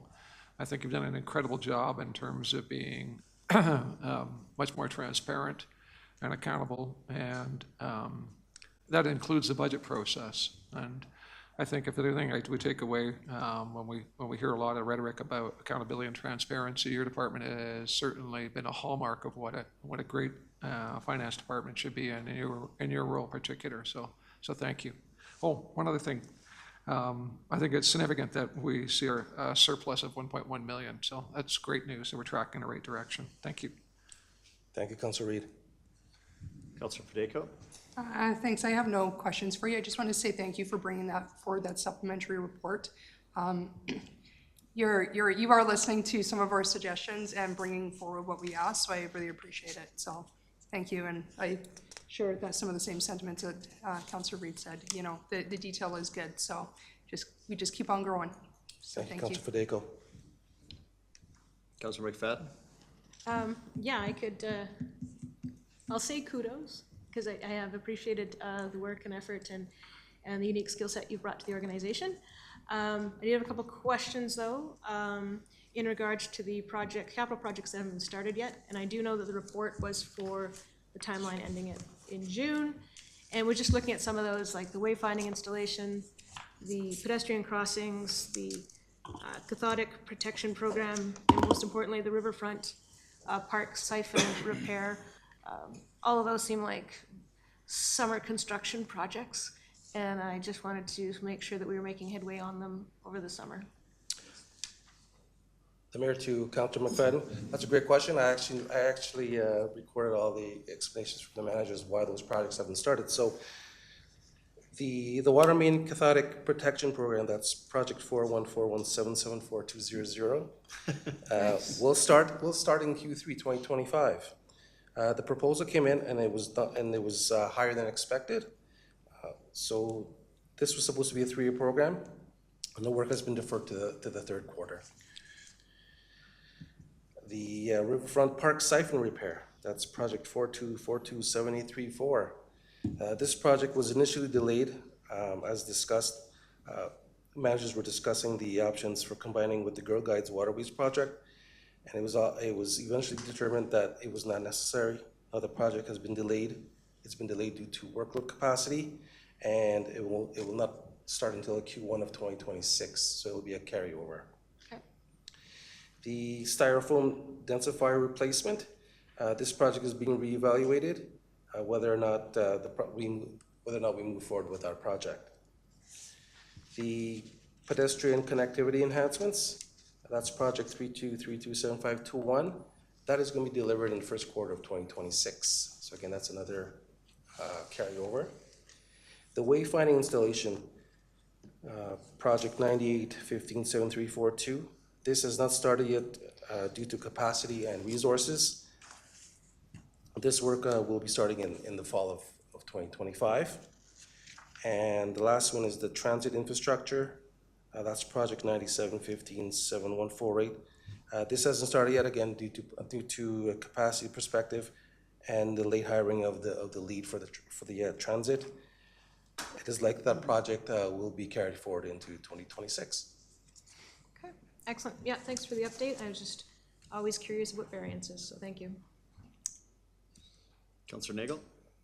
I just wanted to add a comment that it seems you've received rare compliments from council's budgetary hawks. So obviously you're doing something right and things moving in the right direction. So thanks very much. Keep up the good work. Thank you, Councillor Nagel. Yeah, sorry, Councillor Flowers, go ahead. I too wanted to say it's been great working with you, and I appreciate all that you've done. There has been rumors in the community that money went missing a couple of years ago, I think before your time. But can you confirm that it was just accounting errors and that no money's ever gone missing on our watch? I can guarantee you that there has been no missing funds under your watch. Thank you. We know that, but somehow the public doesn't always know that, and all the mistakes that were made are corrected and all is good. Thank you. Thank you, Councillor Flowers. Okay. Pretty good way to end our term. Alvin, thank you for the report. And as I'm glad Councillor Reid highlighted that projected year-end surplus trending in the right direction. Thank you to you and your department. Thank you, Mayor and Council. We have a motion on the floor to approve second quarter financial report as information. That was made by you, Councillor Reid. Yeah. All those in favor? Carried, thank you. 5E, Bylaw 13. Got Ms. Ambrose with us tonight. You're gonna be up there for a bit. Yes. Okay. That's correct. Let's go. It's just, sorry, am I messing it up for you? I won't touch anything. Just waiting for the report to come up.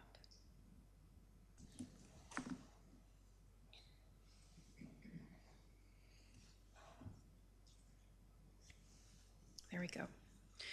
All right, so good evening, Mayor and Council. I'm here to present Bylaw 13, 2025, the traffic bylaw amendment for second and third readings. This update modernizes Cochrane's transportation regulations to reflect increasing safety for active transportation users and the proposed active transportation design guidelines. Since first reading in July, no amendments have been proposed, and administration recommends adopting the bylaw as presented this evening. The existing traffic bylaw 02-2005 and the bicycle control bylaw 33-1996 are outdated and no longer address modern transportation needs. This update creates consistency between policy, design, and enforcement, improves safety and accessibility, and it supports Cochrane's vision for a connected community. Key updates to the bylaw include clear, I think it's on, sorry, it's right there. Clear rules for bicycle lanes and pedestrian crossings, new regulations for e-scooters, including lighting and parking, clarified rules for sidewalks and pathways, defined safe passing distances for drivers, updated parking rules to avoid blocking bike lanes, curb cuts, and pedestrian ramps. And administration's recommendation this evening is that council gives second and third readings to Bylaw 13, 2025, adopting the updated traffic bylaw to modernize Cochrane's regulations and ensure a safe, connected, and accessible transportation network for all users. Thank you, and I'm happy to answer any questions you may have. Councillor Reid, are you trying to be How would we on done by every 10 single? o'clock? Go ahead. I would move a second reading of bylaw 1325. Is it 1325? 13-2025. Yeah. And just comment on two things. It's the night of our last time together. Two of the things that I really learned in my, well, maybe 8 years, but most important in the last 4 years from Councillor Fedeko is about public consultation, and secondly, about a communications plan. And I think for this and the next two items on their agenda, for them to be successful, Councillor Fedeko has been right, we really need a strong communications plan.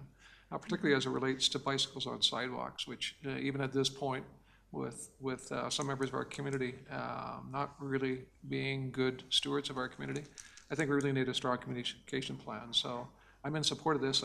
I just would flag again the importance of a strong communications plan if this is to succeed. Thank you. Thank you. Councillor McFadden. Anyhow, kudos again. But just a quick question for clarification, that the requirement to like ring a bell whenever being on the pathways, we're still gonna have to do that, it's just being covered under the traffic bylaw, is that correct? Through the chair to Councillor McFadden, that is correct. The next bylaw amendment coming forward is the parks and open spaces, and so that's removing it because it is reflected in the traffic bylaw. Gonna be there? Okay, that was my sense of things, thank you. So I'll support this. Councillor Fedeko. Thank you. I have one quick question. I saw that the event permit, the street use permit was in there.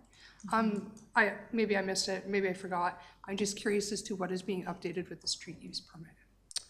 Through the chair to Councillor Fedeko, it's just an updated document that was part of the bylaw amendment process from Civil Lands. Okay, so no variance really? No. Okay, thank you. Okay, we saw this at Committee of the Whole. I think what you're seeing from us tonight is that we're familiar with it and we have no questions. And seeing that, we'll call the question. All those in favor of second reading? That carries. Councillor Reid, do you want to let someone else have? No. Sure, I'm happy to do. Go ahead with third reading. No, go for it. I don't want to delay anymore. I'll move third reading of bylaw. I can't remember. 2025. 13-2025. All those in favor of third reading? And that carries. That is 5E. let's move on to 5F, Bylaw 17, 2025. Back to you, Michelle. Yes. Sorry, just let me, there we go. All right, so I'm here presenting Bylaw 17, 2025, an amendment to the Parks and Open Spaces Bylaw for second and third reading. These updates are required to ensure the bylaw aligns with the changes introduced through the updated Traffic Bylaw 13, 2025, and avoids any contradictions between the two.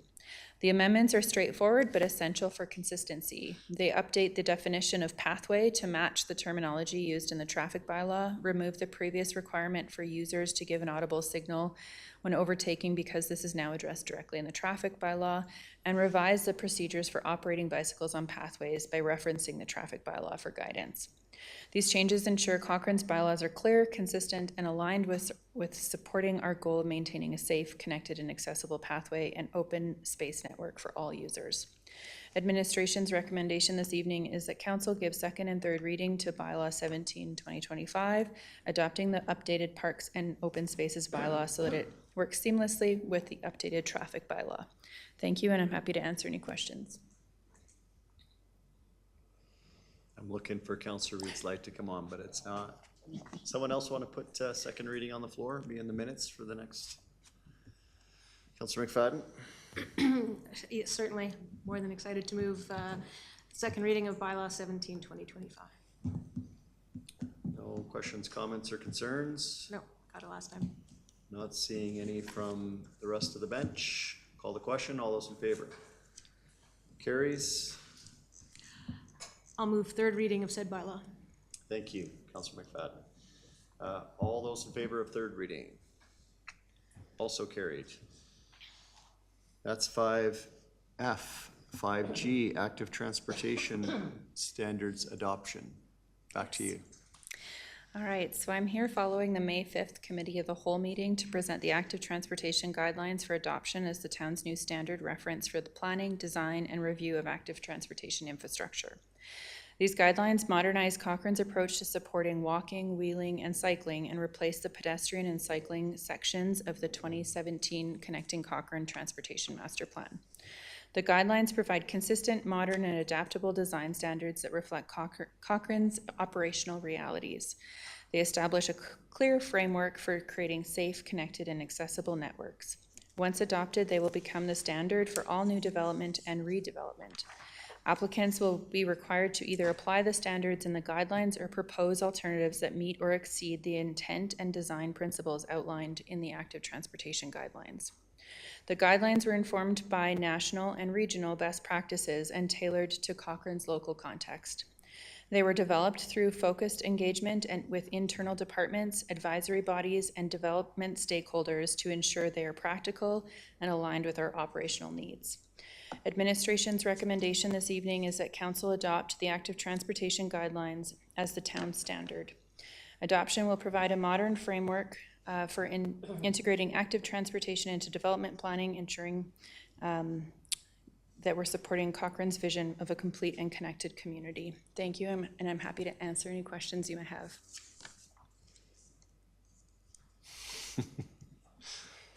I may have just slowed the meeting down. I'm sorry, Councillor Reed. Anyone want to put a motion on the floor? Councillor Flowers. I will move the recommended action that Council adopt the Active Transportation Guidelines in the town's standard for active transportation infrastructure. No comment. No comments. Okay. And not seeing any. All those in favor of that motion? That also carries. I do apologize. This one might take a little longer to scroll to the next report. So that takes us to 5H.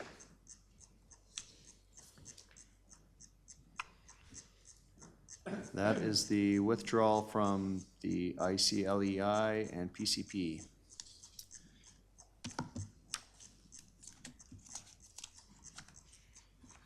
Sorry. 5H. It's okay. We kind of breeze through those. Okay.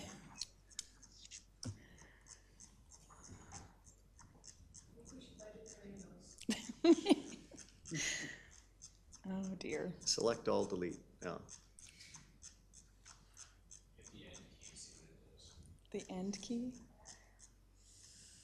I don't know where the end key That'll is. turn the air conditioning back on. Like, I don't know if there's 355 pages. I'm at 312. We're close. Sure, that'd be wonderful. Thank you. No, we just want to watch. No. Okay. There's a much faster way to do that. Yeah. Thank you. Thank you, David. All right, Okay. 5H. All right, so this report is coming forward following a notice of motion presented by Councillor Wilson on June 9th. The motion raised concerns about Cochrane's involvement in ICLEI and the FCM Partners for Climate Protection PCP program, noting that some past initiatives were linked to previous participation. It also emphasized the importance of prioritizing local decision-making and ensuring that externally influenced initiatives align with Cochrane's priorities and community needs. On June 23rd, Council directed administration to bring this topic to the Environmental Task Force for input. At its meeting on August 25th, the task force acknowledged that decisions on memberships fall outside its mandate, but suggested that Council may wish to consider maintaining the PCP membership to preserve access to planning tools, data, and potential future funding opportunities. Cochrane joined the PCP program in 2004 through a council resolution and subsequently completed milestones 1, 2, and 3 for both the corporate and community sectors, including developing an energy consumption reduction plan in 2007. While the town remains listed as a PCP member, there are no active projects, reporting obligations, or costs associated with this membership. On July 28th, administration confirmed Cochrane is not a member of ICLEI. Currently, there are existing practices in place that provide council with oversight on initiatives of this nature. When potential grant applications, funding agreements, or multi-year commitments arise, they are brought to council for consideration before decisions are made. This evening, administration is recommending that council maintain the current PCP membership and direct administration to prepare a draft policy establishing clear and transparent guidelines for evaluating participation in external initiatives going forward. This approach maintains council's authority and oversight while providing flexibility to revisit these memberships in the future if desired. Thank you, and I'm happy to answer any questions. Okay, as is our practice, Councillor Wilson, this generated from your notice of motion, so why don't you open us up with debate? Sure. I don't think it'll take long from my standpoint. I agree with administration's decision to go ahead and come up with frameworks for future considerations for external governing bodies and their association with Cochrane Town Council. The only place I disagree is that I think we should be removed from the climate protection program because that was not voted by a elected body here. We joined it administratively, is my knowledge, and I would like to be removed from it until council itself decides to vote to join in for it. But it appears we're only talking about one program at this point, so if I'm reading that right. And so I don't need to drag this on too long tonight, but I would be in support of the framework and not in support of continuing our participation in the PCP program that I outlined during my notice of motion originally, that I felt that the strings attached to programs like that are externally driven are often quite costly, and you don't see them coming until you're well down the line. And I brought up examples of that. My biggest example were the electric charging stations and what that ended up costing Cochrane taxpayers at the time through a program that I don't think was electedly chosen. So that was the genesis of this entire notice of motion. I think we should withdraw ourselves from that program, but otherwise, outside of that, I don't know if that would take an amendment, but outside of that, I agree with the framework itself. There's no motion on the floor, so you can put forward whatever. Okay. If I may, just before you proceed, Michelle, could you just confirm that participation in the program was through a council resolution? I believe that was something you mentioned. That is correct. Before. April 2004, council put forward a resolution. Oh, excellent. Okay, I stand corrected then. I'm heartened to hear that actually, that was 2004 is way before my purview or time. I would still, to give it a clean sweep and allow this new framework to take place, I would still recommend that we remove ourselves from that program. But it's a small ask. We'll see what the table thinks, and otherwise I agree with making sure that we're very transparent about what we're participating in from external organizations and where they're leading us in the future.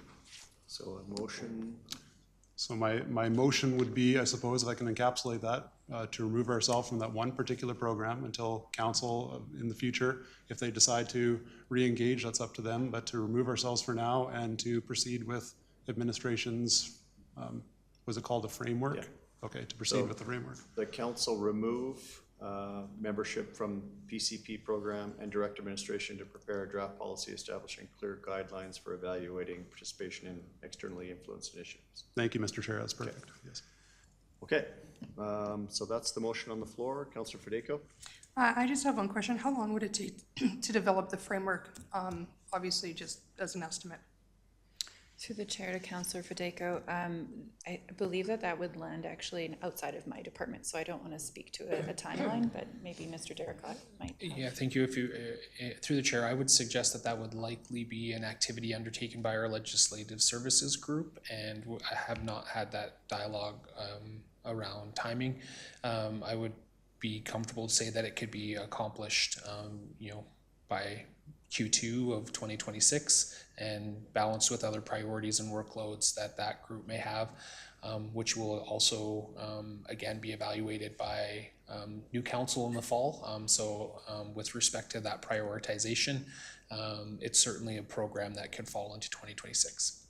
Okay, perfect. I was just curious because I know sometimes our frameworks end up being a little long in the tooth, and pretty soon, it's 3 years out and we don't have the framework yet. So I support Councillor Wilson in his motion on the floor. So yeah, I just hope the framework comes sooner than later so that it does give that new council framework to work around if they choose to join. Thank you.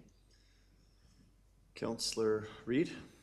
Yeah, I just wanted to say I too support the motion on the floor, and in particular as it relates to PCP and some of the rhetoric that organization has put out in the past as it relates to our community. And so I'm happy to support this motion. Councillor Flowers? I can't really understand the reason for canceling the membership. I don't see a good reason. And I would hate to see us miss out on some grant funding that's available just because we don't get the information, so I can't vote for it. Councillor Nagel? I'm not feeling super informed about this whole discussion. Could I ask Councillor Reid, you said something about rhetoric about our community. Can you please clarify what you meant by that? Councillor Reid? Yeah, Patrick Wilson, or Councillor Wilson can probably better speak to this than I, but it has to do with climate change. Councillor Nagel? Has this group insulted Cochrane or something like that? That's what your comment sounded like. Councillor Reid? So there's imposition in terms of that organization implying that there are climate change issues that would affect our community indirectly, and I don't think that we should be party to that without having the opportunity of being able to understand what those implications are. I don't know, Patrick, you want to maybe add to that?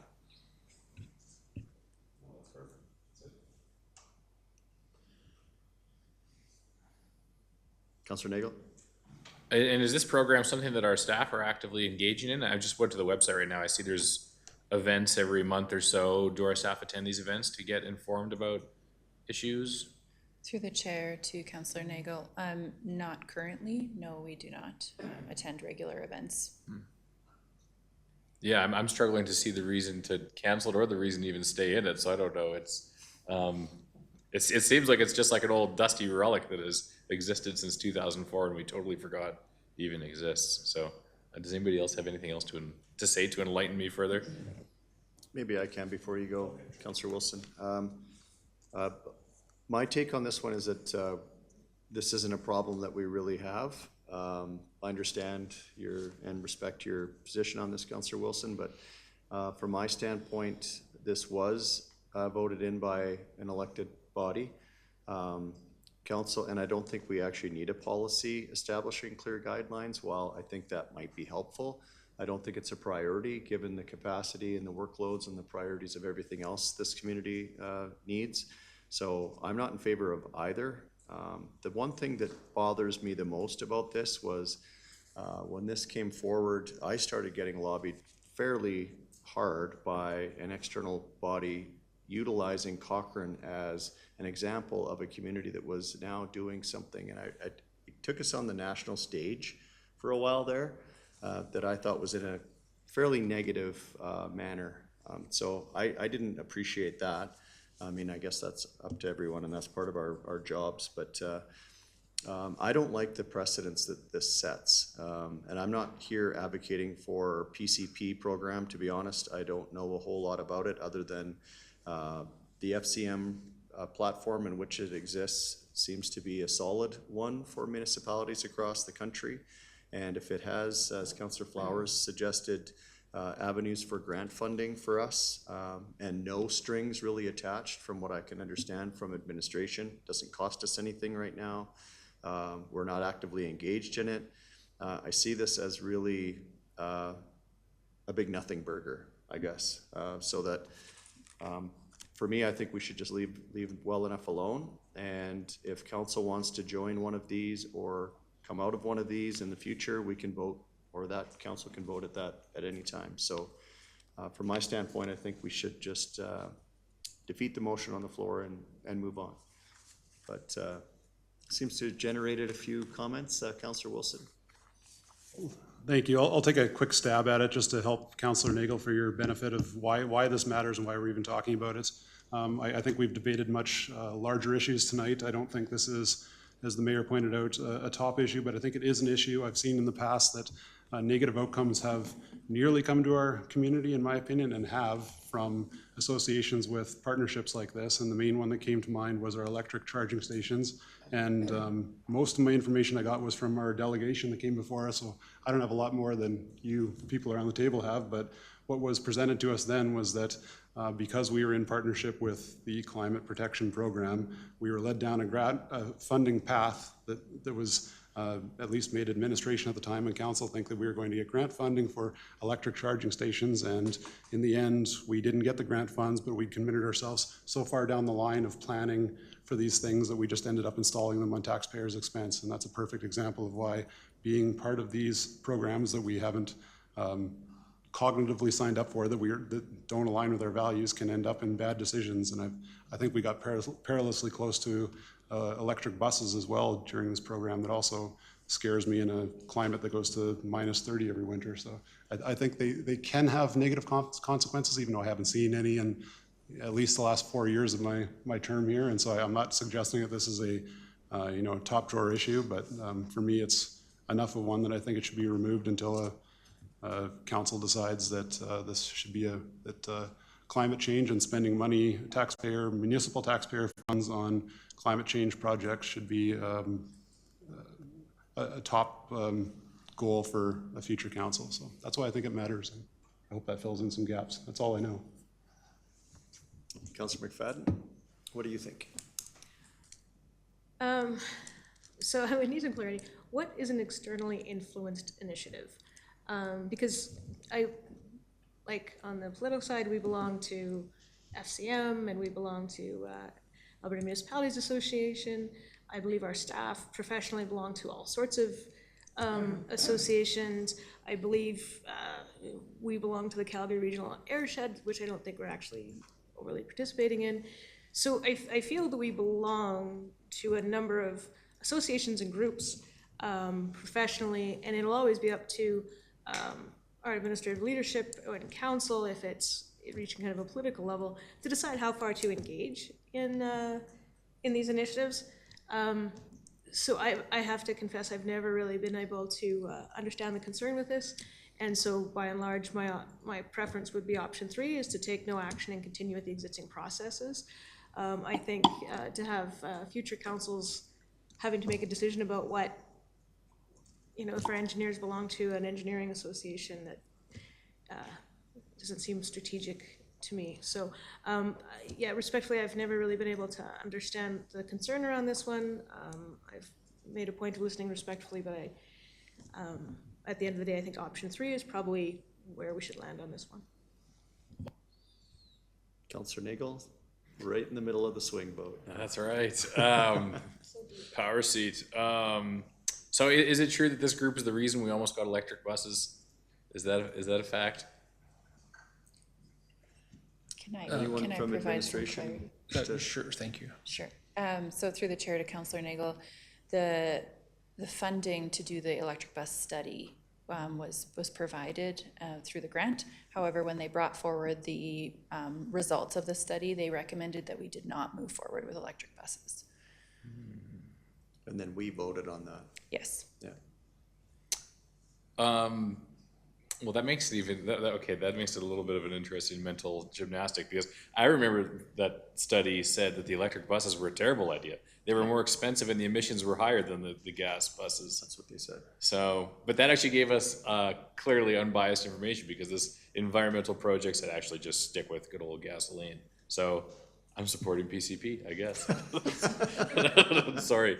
But If I may, I think it is noted, I think the policy piece of the framework is one that, and to Councillor McFadden's point, that would be really challenging. I think what we would be doing is just reinforcing what is good, normal, common practice, which is on a project basis or on a budgetary basis, administration comes forward to council and recommends action or non-action on those items as part of it.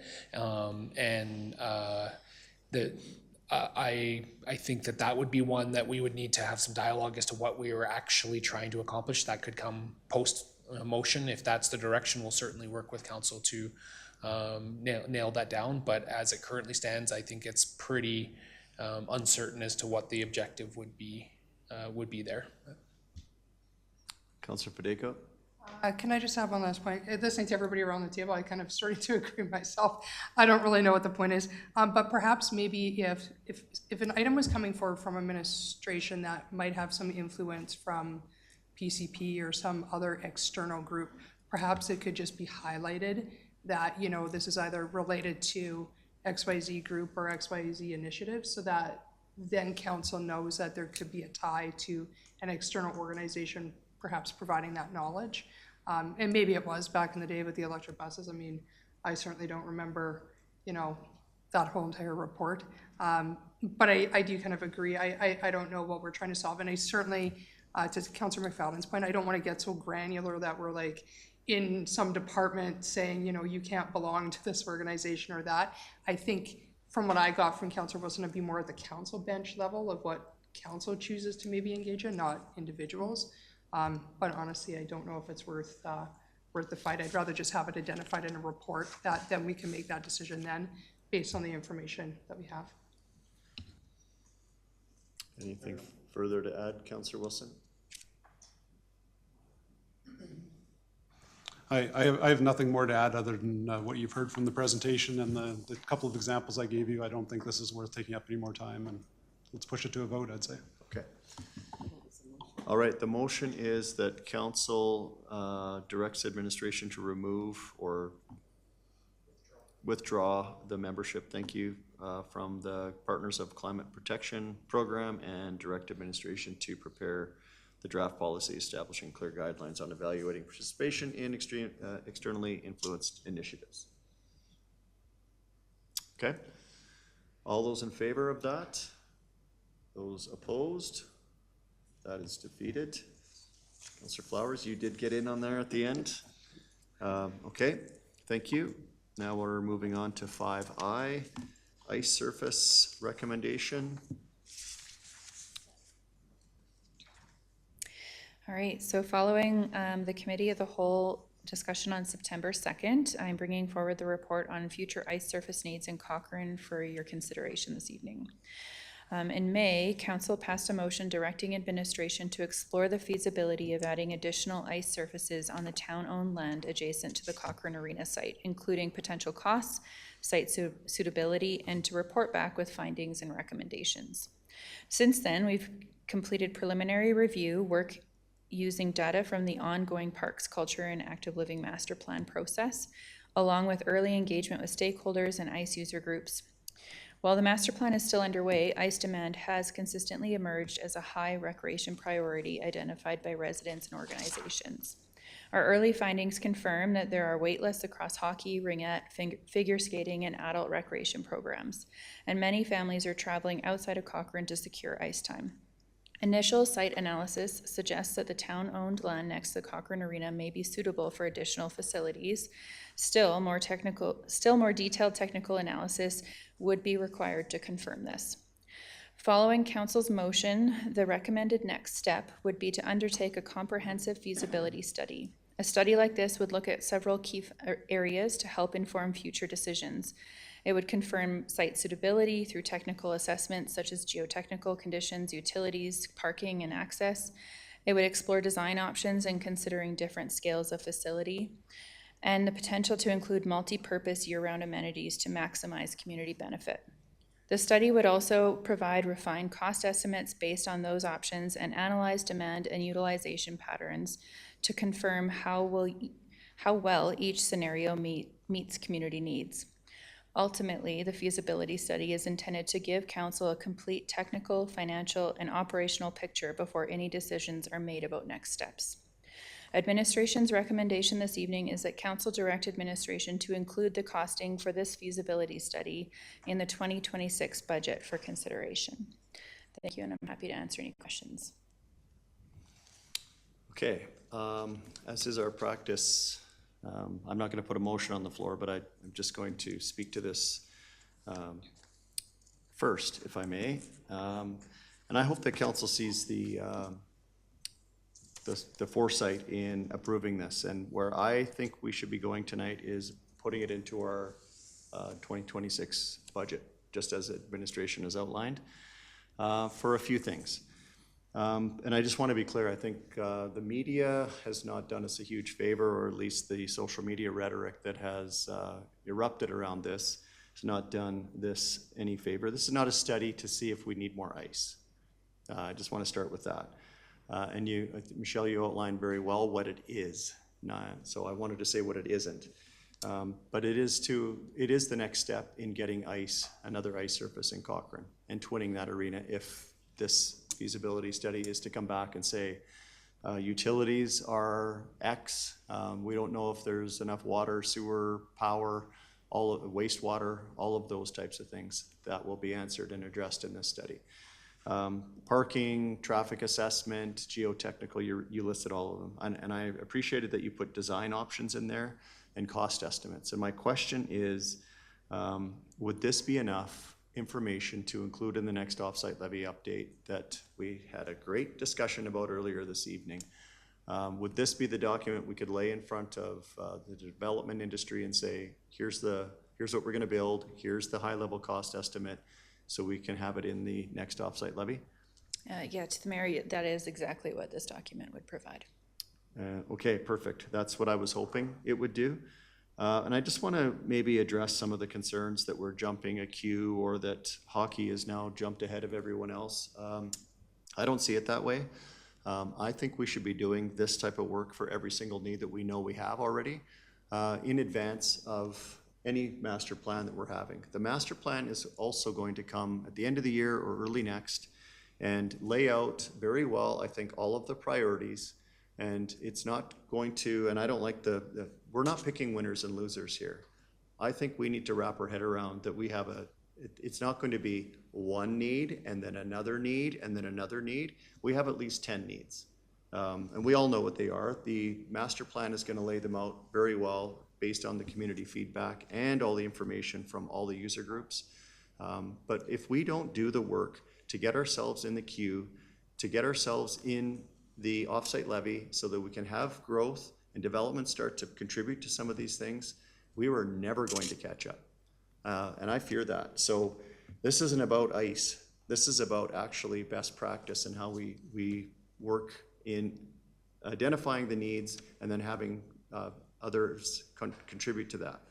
So for me, I think we need to have this included in the budget.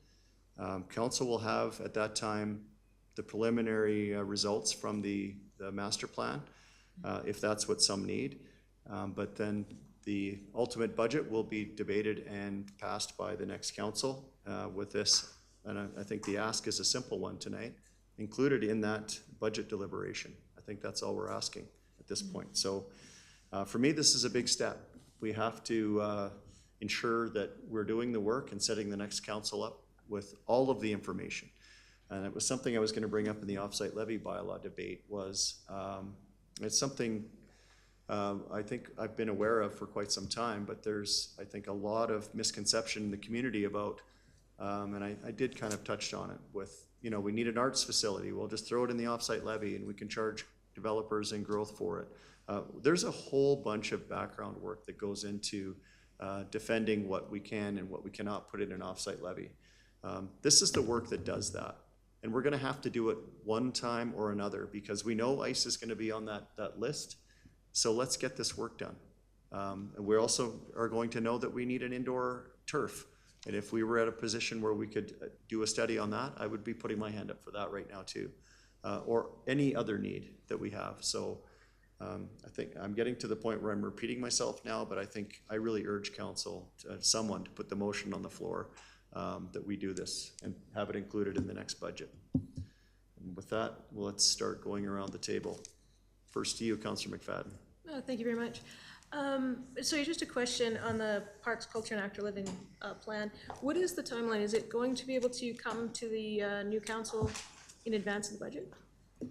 Through the chair to Councillor McFadden. So I have the What We've Learned report, which would identify the list of the priorities for community, like highest community benefit projects, all the way through right to the lowest. And so that is coming forward on November 3rd, as well as the second round of community engagement of the What We Heard report will also be coming forward on November 3rd. Okay, so not the complete report, but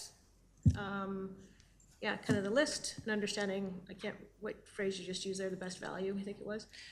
And then also the public engagement to date. So, okay, I think that'll be the right tool for the council of the day to bring this into their budget. And yeah, I really like where this has landed. ICE is important for sure. And so yeah, I certainly support this option 1. And I'd certainly move that council directed MIN to include costing for the feasibility study of ICE facilities, including site analysis, utilization assessment, and twin arena design costing in the 2026 budget for consideration. Thank you. Councillor Federico. I too will support it. I will support it as part of budget discussions because I do know at that point that council of the day, and I would encourage them that if they decided that, maybe this is not the place that they'd want to spend $200,000, that it could be pulled out and parking lot and discussed then.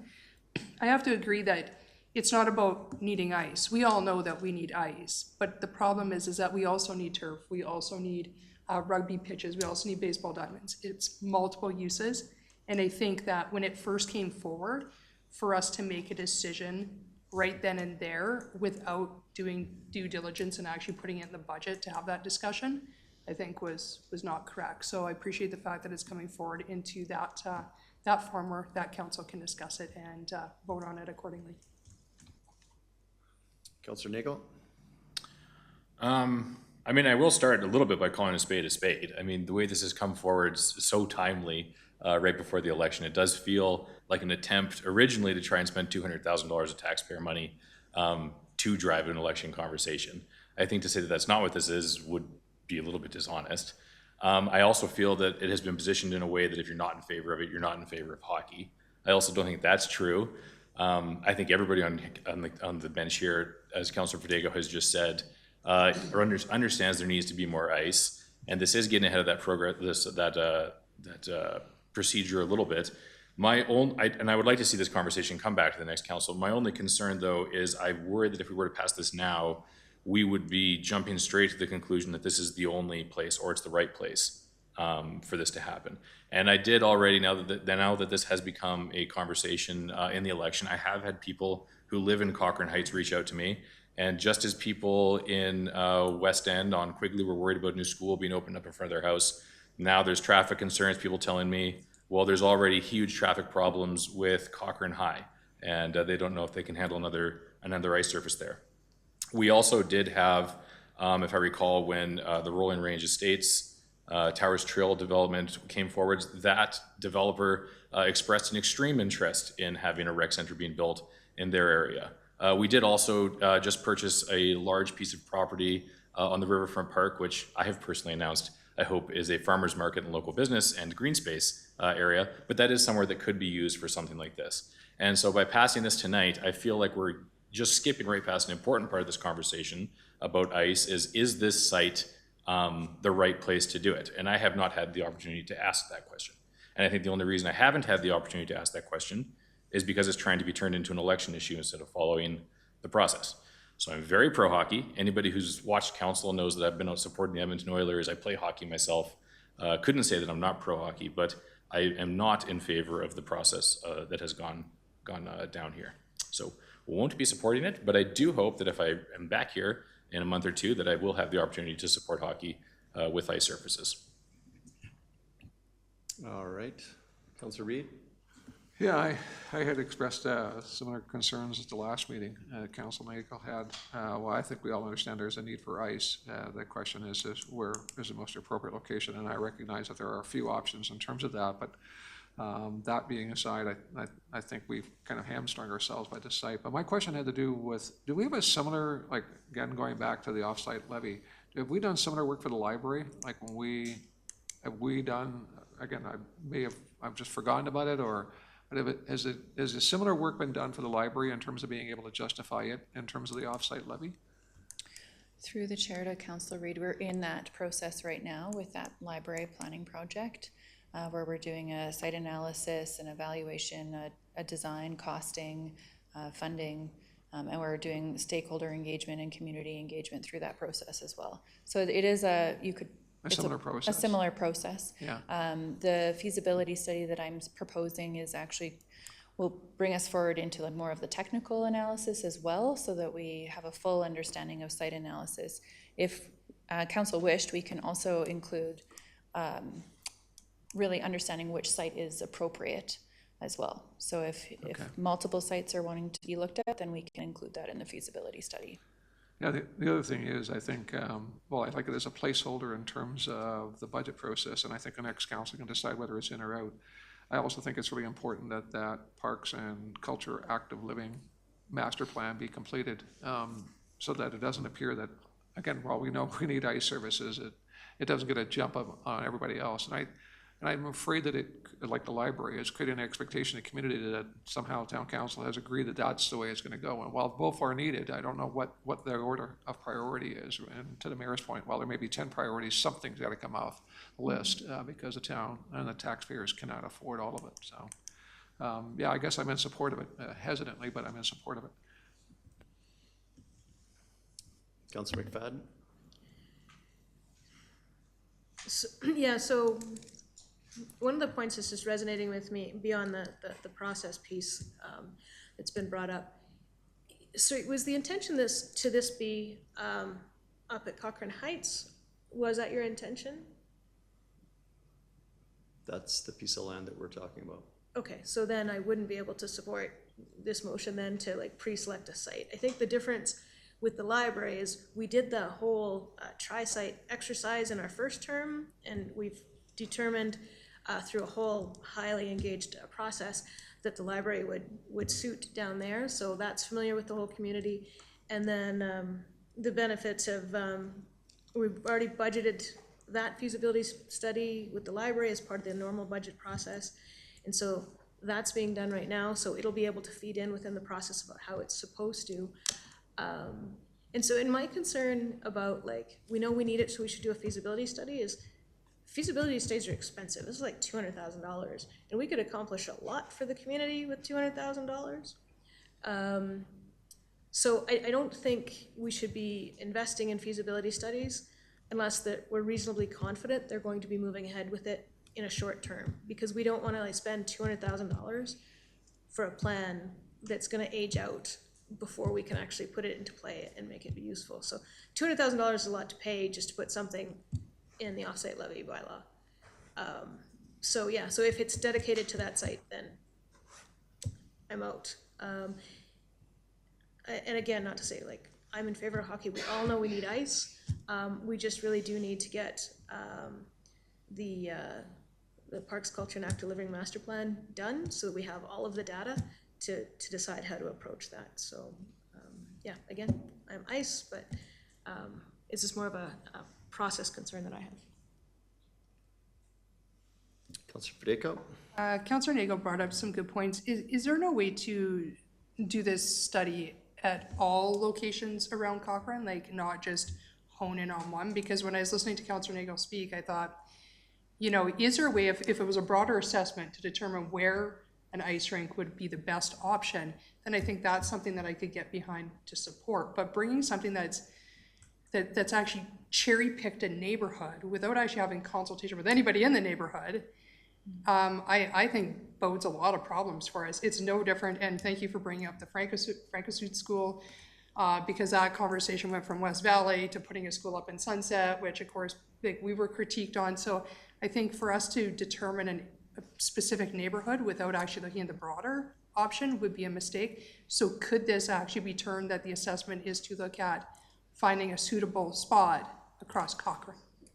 Through the chair to Councillor Federico, yes, we could adjust the feasibility study to include the site analysis, design and costing, and funding opportunities, and then the utilization assessment as well, where we're looking at all sites across Cochrane that might be available, and that process would also include community engagement.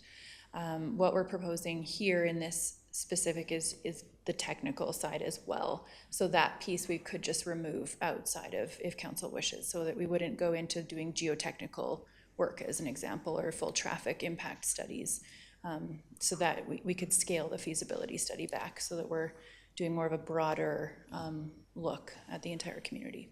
And then perhaps with that, the money comes down on the cost of what the feasibility study would be. Mm-hmm. I could land in support of that. I mean, I think we realize that, like everybody said, we know that we need this. However, I just don't want it to be one particular area without looking at options everywhere. So, but I'll leave it to my colleagues to see what their thoughts are on that one. Councillor Wilson?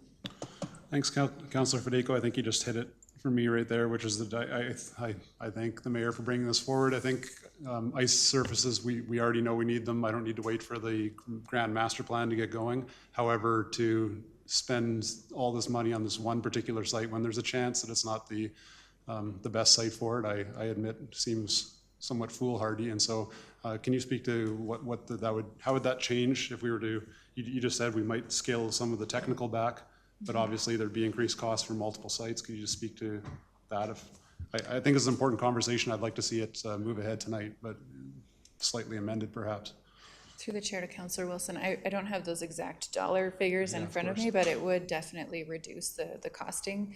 A site analysis and everything that I had mentioned previously is similar to the library project. And so currently the library project is $150,000. And so if that gives you a rough estimate, I don't have anything specific in front of me. Okay, great. So my thoughts if are. I could, sorry, oh, through the chair, Councillor Wilson, I think this may also help with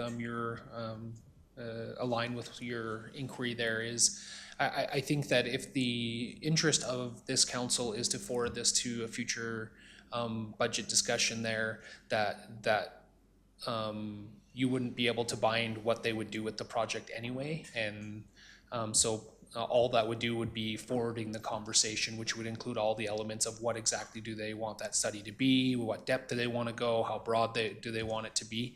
And so my suggestion is simply is that a valuable conversation that you think the next council should hold as part of the next budget should kind of be the fundamental question there. And then that group would determine depth and breadth of the particular activity that would be undertaken. Okay, so if I understand that right, the obvious answer to me tonight is an amended, if the chair agreed, an amended option one for me to get this on. It absolutely should be on the next budget for the next council to be talking about. It's just what's the scope of this feasibility study. I think we've already seen through the OSL conversation tonight. We need to get these things moving immediately to get funding. The mayor hit it too, where other sports projects, we've learned that unfortunately the outdoor things can't be funded this way, which is a shame, but I'm not in control of that. So it's the indoor sports that need to get on the table as quickly as possible, and we need funding. So I think it's important. So I just have a question for the chair. Are you willing to amend it, or how do you see changing the scope of this from dialing back the amount of site specificness that we're talking about and more broadly community-wide? And that's what I'd be interested in if I if I can choose the order of the question, I shouldn't take over the chair seat when we get to you. No, happy to address that. I love the way the conversation's going. The whole purpose of the notice of motion in the first place was to see if we had land available at the old arena site. That came back as a yes. So I don't care if we do a site analysis across the community. I think Mr. Derrick hit the nail on the head. I think it's important we put this budget piece in the budget. That council at the time with administration now understands all the questions we've had, can arm that next council with what it is that they're going to pursue and get that underway. The question I'm trying to answer is not an election or a campaign issue. Take a little offense to that. This is us trying to get our work done. And this is, again, not about a specific use. I think I said that before. If it was any other place coming forward, we would do the same. So what I like about where the conversation's going is the ICE conversation is happening in the budget. And when we heard from Cochrane Minor Hockey that there's a 2-year window before they run out of ice, they're already sending kids to Cremona and Manithne and looking and traveling all over the countryside. We know the need. If we can do anything in the 11th hour of this term to forward that conversation, I'm going to do it, regardless of accusations of what my motives might be. Councillor Nagel? Has anybody contacted Spray Lakes Rec Center to find out if there's an option of adding more ice there, or what process would that go through to determine if maybe we should just be doing this at our existing rec center? Through the chair to Councillor Nagel, that could be part of the feasibility study that we explore. Okay, and what about the Rolling Range Estates conversation? Because when the developer came here, they did say they wanted to build a rec center. Is that being discussed as well? I haven't had. I think they certainly, as they introduced, sorry, through the chair to Councillor Nagel, as they introduced their development concepts, they suggested that there was the possibility of a recreation facility being added on town-owned property in the area. But I don't believe there's no active design, or it hasn't proceeded any further than that. Again, I think a feasibility study around the addition of ice surfaces in our community could broadly encompass any currently controlled town properties as to where appropriate site might be riverfront lands or tower trails or the old Cochrane Arena site. Those are the ones that kind of immediately, I think, strike me as possibilities, and a future council could be armed with information on all of those as to what the pros and cons might be. And how would that change the budget of the feasibility study to look at all those sites? It would be, sorry, through the chair to Councillor Nagel, it would be around 150,000. Similar to what I explained with Councillor Wilson, where we would be just reducing the technical analysis, and we could be doing a broader feasibility study for all site locations, design, costing, utilization. So the Cochrane Arena, the one of the initial motion, do we not need to do a full technical analysis to figure out whether or not we can add a second arena there? Yeah, I think if I may, that technical analysis would still need to be done on whichever site emerged as the preferred site. But rather than doing that on, this is what I'm taking from the conversation from councils, rather than kind of immediately identifying technical analysis of that site being done, is a first step would be to broaden the site reviews, and then once a preferred site was selected, then you could engage the technical elements, which would be geotechnical, utilities, traffic, those other elements, and that could be done as a second phase to this process after that initial review. Does administration have a process in mind to recommend for how we could then choose the appropriate site? Through the chair to Councillor Nagel, council would be part of that process. We would most likely be doing workshops with council. So we would need to ask the next council where they want to build the hockey rink? Okay, interesting. And then would this be part of a broader conversation for an additional rec center? We had talked like a year and a half ago, we were going to plan a second rec center. I believe that's not done yet. Yeah, through the chair, absolutely. I think that is part of a conversation that would emerge again in conjunction with the completion of the Parks and Rec Master Plan.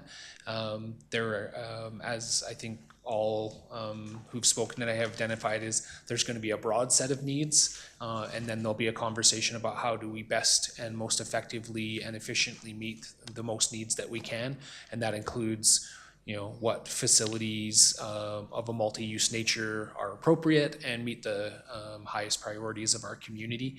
And that may be a combination of projects, or it may be a large-scale project. That's certainly part of that conversation as well. So from what I'm hearing, it does sound like there's a number of broad conversations that need to happen before a feasibility study with regards to the scope of this, if it's just a rec center, one ice surface, two ice surfaces, where it should even happen. And that actually confirms for me that I do feel that this shouldn't be voted on tonight, and that it's the reason to vote for it and approve it tonight is just to squeeze in a headline before the election. Because it sounds like there's a lot of huge questions to ask about what the next council is going to have an appetite for, and I personally don't have an appetite tonight to get ahead of that conversation and try and steer it for them. Councillor McFadden. So I'm not running for mayor, but I really agree with this process. It seems like even tonight was like on the fly we'd be creating what we wanted to spend $150,000 on. So we weren't even going to be able to properly price out how much an actual study would be. So yeah, I'm landing there. I think the next council, whoever they are, they're gonna know that they're gonna have to talk about hockey one way or the other. And they're gonna have to talk about rec centers, and they're gonna know all of these things. So it's not quite the 11th hour, it's about the 10th hour. So I think we should just defeat this and leave it to the next council. At the end of the day, we're only missing out on 6 weeks of direction setting, so it's not a do or die for me. Okay, maybe I can sum up. I appreciate the conversation tonight. I think it's been a great one. And I think the motion on the floor actually achieves what council had discussed tonight. It doesn't mention the site. Maybe we could amend it to include something so that people are more comfortable that it is a broader reach. My intention of this really is only about time. So if there is no discussion in the 2026 budget about an additional ice surface in our community, then that kicks it to the 2027 budget, which puts this discussion a year away. And then another year of design, and then another year for construction, and that's a accelerated timeline. So I'm landing on the same position. We're not locking anyone's hands into doing anything. The council that is going to be voting on that budget item will have all the information they need, or direct administration to do something different. This motion asks that council to discuss ICE in the 2026 budget, and that is what I would like to see us vote on tonight and carry forward. So that also has generated some discussion. Councillor Federico. Yeah, I just want to say I don't necessarily agree with saying that just because if we didn't vote for it tonight that it's a year away. You can always make budget adjustments at any point, right? We've done it throughout our term. So to say that just because we didn't vote on it tonight means that we're not going to have this go forward till another year and then another year, I think that's probably kind of a misconception in my mind that can be discussed at any point with that new council. I think going back to the reason that I didn't vote for the offset levy bylaw is not because I don't want to see it come through. It's just that having a conversation that generates a ton of more conversations, just like what Councillor Nagel said about, then it opens up the broader thing. Do we need another rec center? Like, where does it end? Maybe we're just not prepared to make that decision quite tonight. And rather than stuffing it in the budget and then maybe hopefully a new council will take it out, why not just leave it for now until we have new people sitting around the table to have that wholesome conversation all together, and then they can put it in the budget if they choose to, rather than it being directed by us. Councillor Reid? Is there a motion on the floor? Yeah, the recommended action is the motion. So would a friendly amendment be simply to drop the words twin arena in the current motion, and in which case it would then encompass, I think, most of what we've talked about in terms of putting a placeholder in the budget. Again, to the point of leaving it for the next council to decide, but at least it's the placeholders there, and it recognizes a kind of broader reach in terms of, it's not site-specific in terms of moving forward. It could. I'm just putting that out as a friendly amendment to them. Councillor McFadden is the mover of the motion. She's indicated she's not going to be supporting it, but. I do enjoy the irony of this. It's like I moved it, I've decided not to support it, and now I have to decide if I'm going to like let you make a friendly motion to something I'm going to vote against. But certainly, it just helps us to move the conversation along, so I'll accept your amendment. I'll still be voting against it. But at least that way, it's the conversation that we want to have. So there's no Twin Arena now listed? Is that? Just drop the word Twin Arena and leave the rest of the motion as is. That's what you've accepted, Councillor McFadden, as a friendly amendment? Yeah, okay. Not seeing any other discussion. Are we clear of what the motion is on the floor? Council direct administration to include costing for the feasibility study of ICE facilities, including site analysis, utilization assessment, and design costing in the 2026 budget for consideration.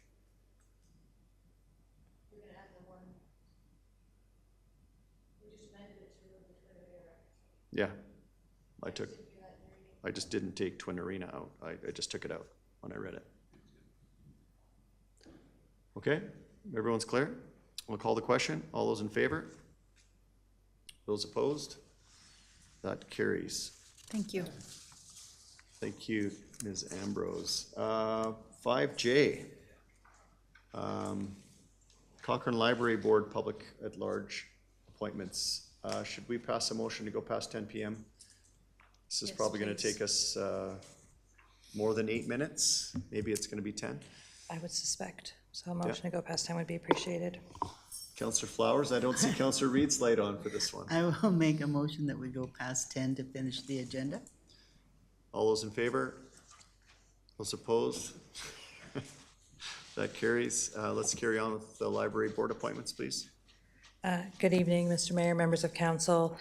We have your library board appointments for you this evening. These are coming a little ahead of schedule because there were some resignations from the library board recently, and so we did a full recruitment through the summer. We had an amazing turnout for candidates coming through to the library board, so the board contacted us to determine whether we could include their fall recruitment process as part of this recruitment. They did have 2 vacancies initially. There are 2 terms expiring at the end of December.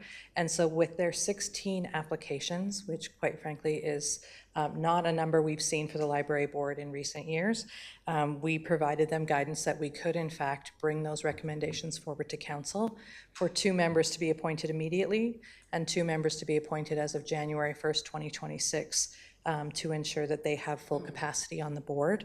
As always, the applications were provided to council in confidence, and administration would recommend to council that they consider going into closed session to discuss those candidates and the selection panel recommendations for appointment. Okay, as is our practice, I think we should look for a motion to go into closed session. Councillor Wilson, all in favor? Carried. Take a bit of a recess here, go in the back.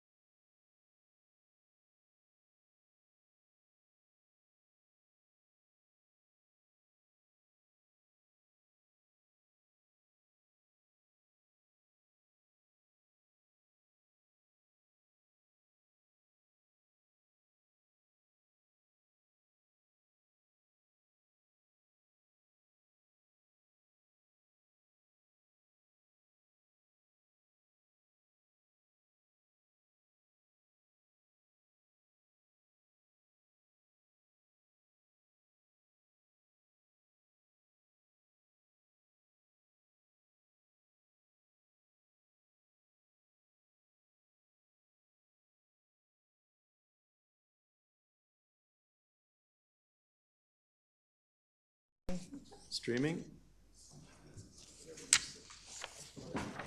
Okay, council, we need a motion to come out of closed session, please.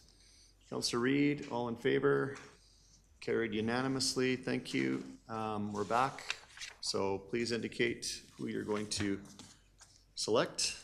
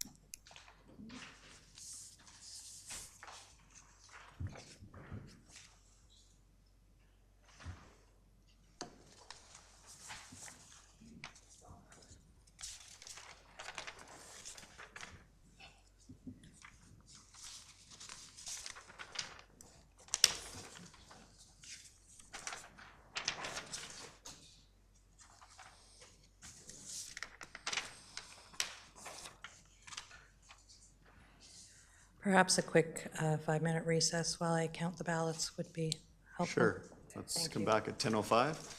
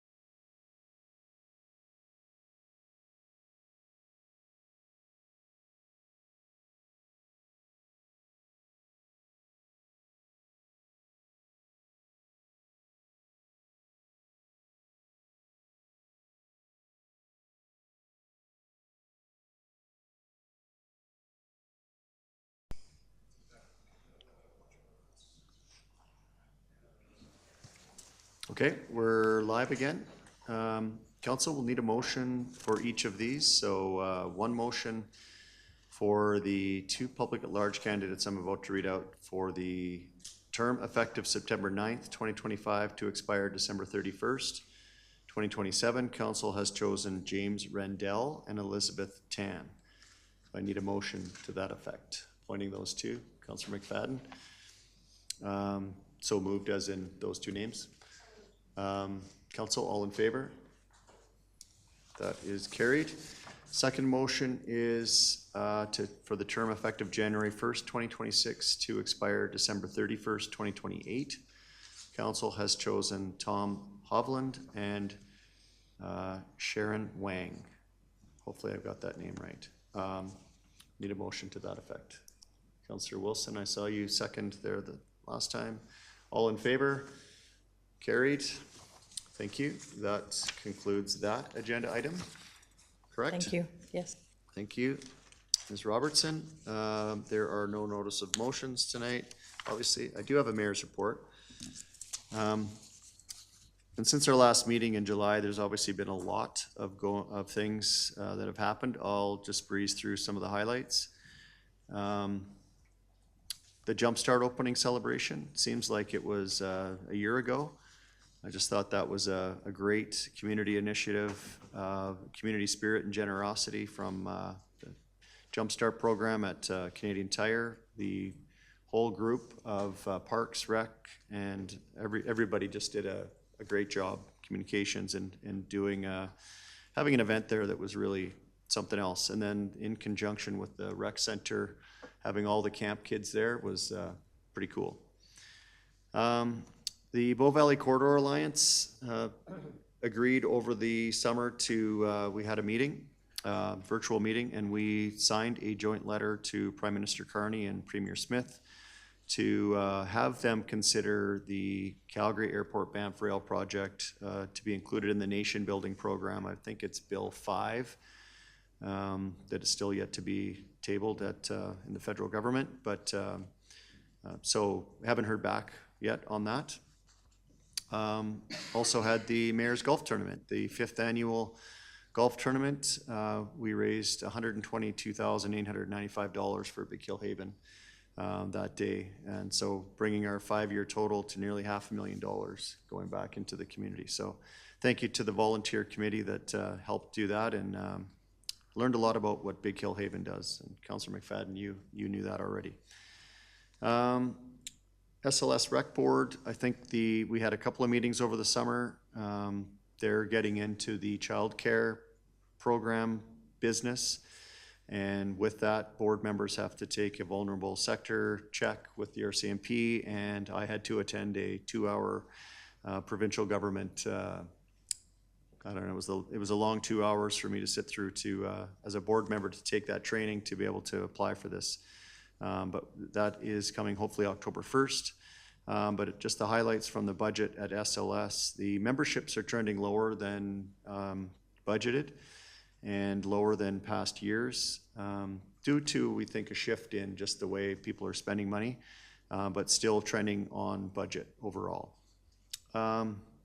Highlight for Mid-Sized City Mayors Caucus, we're planning a summit for February 2026. So that will be, I think we decided to have that in Edmonton. It will come out to the new councils in the orientation packages of what Mid-Sized City Mayors Caucus is and what the summit would be all about. And the elections for the new executive will be held at the AB Muni's convention in November. UCP Town Hall. There was a town hall in Cochrane hosted by the UCP. Premier Smith's office, I think as a courtesy, asked if I would attend to introduce the Premier. I did, and then had an opportunity to meet with Minister Nixon following that meeting and talk about seniors housing, including the Big Hill Lodge. So I have a follow-up letter to his office outlining the conversation that we had and talking about what next steps we as a community can do to help facilitate Big Hill Lodge, Bethany, all of those needs. Shifting gears to Labor Day, just going through chronologically here. I don't know if I've ever attended a Labor Day weekend that was any better than the one we had. Discovery Days, Cochrane Tourism, all the events around town, like I held an eagle. I mean, that never happens. Just all there was just so much to do in Cochrane. multiple pancake breakfasts, the rodeo, we did a flag raising. Notice the Cochrane Lions with the rodeo banners on the new 1A project. They were there last year, but again this year, that looks great.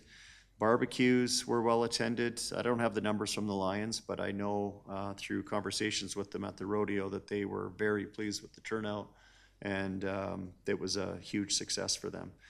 The parade was incredible. The day, I mean, we've had some doozies in our term where there were more people in the parade than there was watching due to the weather, but this year that wasn't the case. And as has been outlined, Premier Smith came and attended the parade, and then I was able to have about an hour and a half private meeting with her, and we talked about a number of things. Cochrane's needs, the interchange, and how that project has gone along in our community and what the interface with Alberta Transportation was like. We talked about the Big Hill Lodge, we talked about Bethany, we talked about twinning Highway 1A or Highway 22 South and the need for another bridge.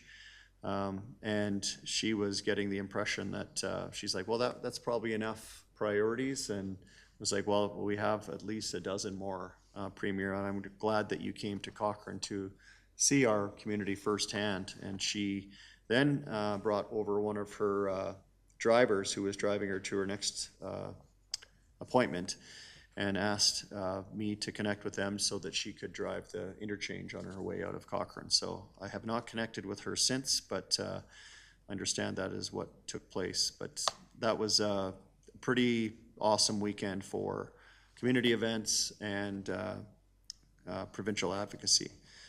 And for the last meeting this year, I nailed that word, finally. Meeting with Minister Williams, he's our new municipal affairs minister. So mid-sized city mayors had an executive meeting with Minister Williams just to relationship build and keep mid-sized cities on top of the provincial mind. And then this past weekend, we had Culture Fest on Saturday, and I'm so happy with the way that the Cochrane Immigrant Services Committee has evolved that Culture Fest from its infancy at the Lions Event Center to now at the Spray Lakes Arena on the new multi-purpose court. I think allowed more people in our community to interact with that, and on Saturday that it was jammed in there. 25 cultures represented, all from within Cochrane. And then transitioning to the rededication of the Menavision statue, I thought like huge kudos to all the planning that went into that, with communications.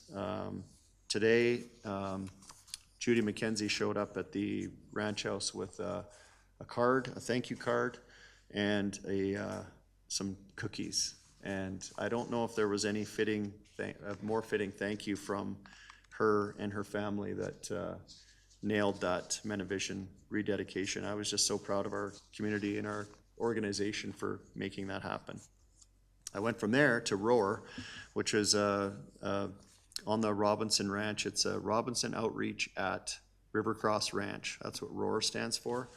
And it is a equine therapy program that is community outreach based. And they were, I think I've reported on this in the past, but they take horses bring seniors and troubled youth to the ranch. But during COVID, they actually brought horses to Cochrane, to senior centers, et cetera, in the Calgary region, but Cochrane specifically. And if you have a chance to check out their website, there's some incredible work going on there. And then the car show yesterday. I mean, Main Street had 280 cars. I talked to the organizers. Was their biggest one yet. And all of Main Street was packed, and up the avenues too, with just happy people enjoying Cochrane. And that's kind of the highlights, but just in closing here, tonight is our last council meeting of this term before Cochrane heads to the polls on October 20th. And I just want to pause here and say thank you to my colleagues, administration, and most importantly to the people of Cochrane. It has been the honor of my life to serve as mayor these past 8 years. And together we've managed growth, we've strengthened relationships, and we've celebrated countless moments that define our community spirit. We've also laid groundwork for the future, from recreation to infrastructure, to new opportunities that will continue to shape Cochrane's success. You guys have a lot to be proud of. As this chapter of council comes to a close, I remain humbled by the trust placed in us and inspired by the resilience and generosity of our community. Whatever the outcome of the election, Cochrane's best days are still ahead. Thank you, Cochrane. That is my last report. Are there any council reports? Councillor Wilson. Just a very quick thank you from me for the 6 people sitting around me. That it's been a pleasure to serve with you on this council board. It's all good people here, and I've felt very fortunate all 8 years that I've been here to serve with this group, and administration for putting up with me and us. And thanks to everybody. It's a really good group up here at the Ranch House, and it's been a pleasure, as the mayor said. Thank you, Councillor Wilson. Councillor Flowers. I too wanted to say a couple of words since it's my last meeting. A couple of highlights for me was being involved in the age-friendly initiative over the past few years, and it's been a highlight on my time on council. This group has accomplished so much. In 2025, the action plan was complete, providing 8 high-level action items, and we're anticipating provincial designation approval over the next few months. I think I might stick with that committee. I want to take a moment to recognize the many partners involved with the steering committee, working groups, and thank you to council for unanimous support throughout that initiative, and I hope the next council supports it as well. Also, my time with the Rocky View Foundation was really important. Unfortunately, we didn't get the Big Hill Lodge underway, but I'm sure that there's enough momentum in the community that it'll happen in the near future. We did get some housing going in other communities, and it's so needed everywhere. All the best to the foundation and to the Cochrane Society for Housing Options as they continue all the hard work that they've been doing. I was really proud to see Wazine Inchinabe T as the parade marshals this year. That was a great pick by the parade committee, and awesome to see them highlighted. So there was many other things, but thank you to administration and council for all that's gone on over the last few years, and the list is incredible of what we've accomplished. Thank you, Councillor Flowers. Councillor McFadden. Yeah, I also wanted to say a few words. Just as I can't use moved on to the chapter, but it's been a journey over the last 8 years working with each and every one of you. And I just want to acknowledge that. I think it's a unique job, and we all know how much time and effort and commitment out of our lives has gone into making a difference here. And so I just wanted to thank you for that and for our time together. I don't want to get too somber because it's a small town, and no matter how the election goes, we're all going to still be part of Cochrane together, and I imagine we'll see each other on the streets. And then finally, also want to thank our administration. And a heartfelt thank you to you and to your commitment to public service. And finally, to the people of Cochrane. We don't use words like honor very often, but it truly is an honor to serve the people of Cochrane. So anyway, thank you to everyone around the bench tonight. I appreciate it, and I love the fact that our final meeting went past the clock. So thank you. Councillor Federico. To repeat all the sentiments, I just want to say thank you to the community, because without them, we wouldn't be in these seats today. So thank you for putting your trust in all of us to make the best decisions. Okay. With that, there is no closed session. All that's left is adjournment. This meeting is terminated.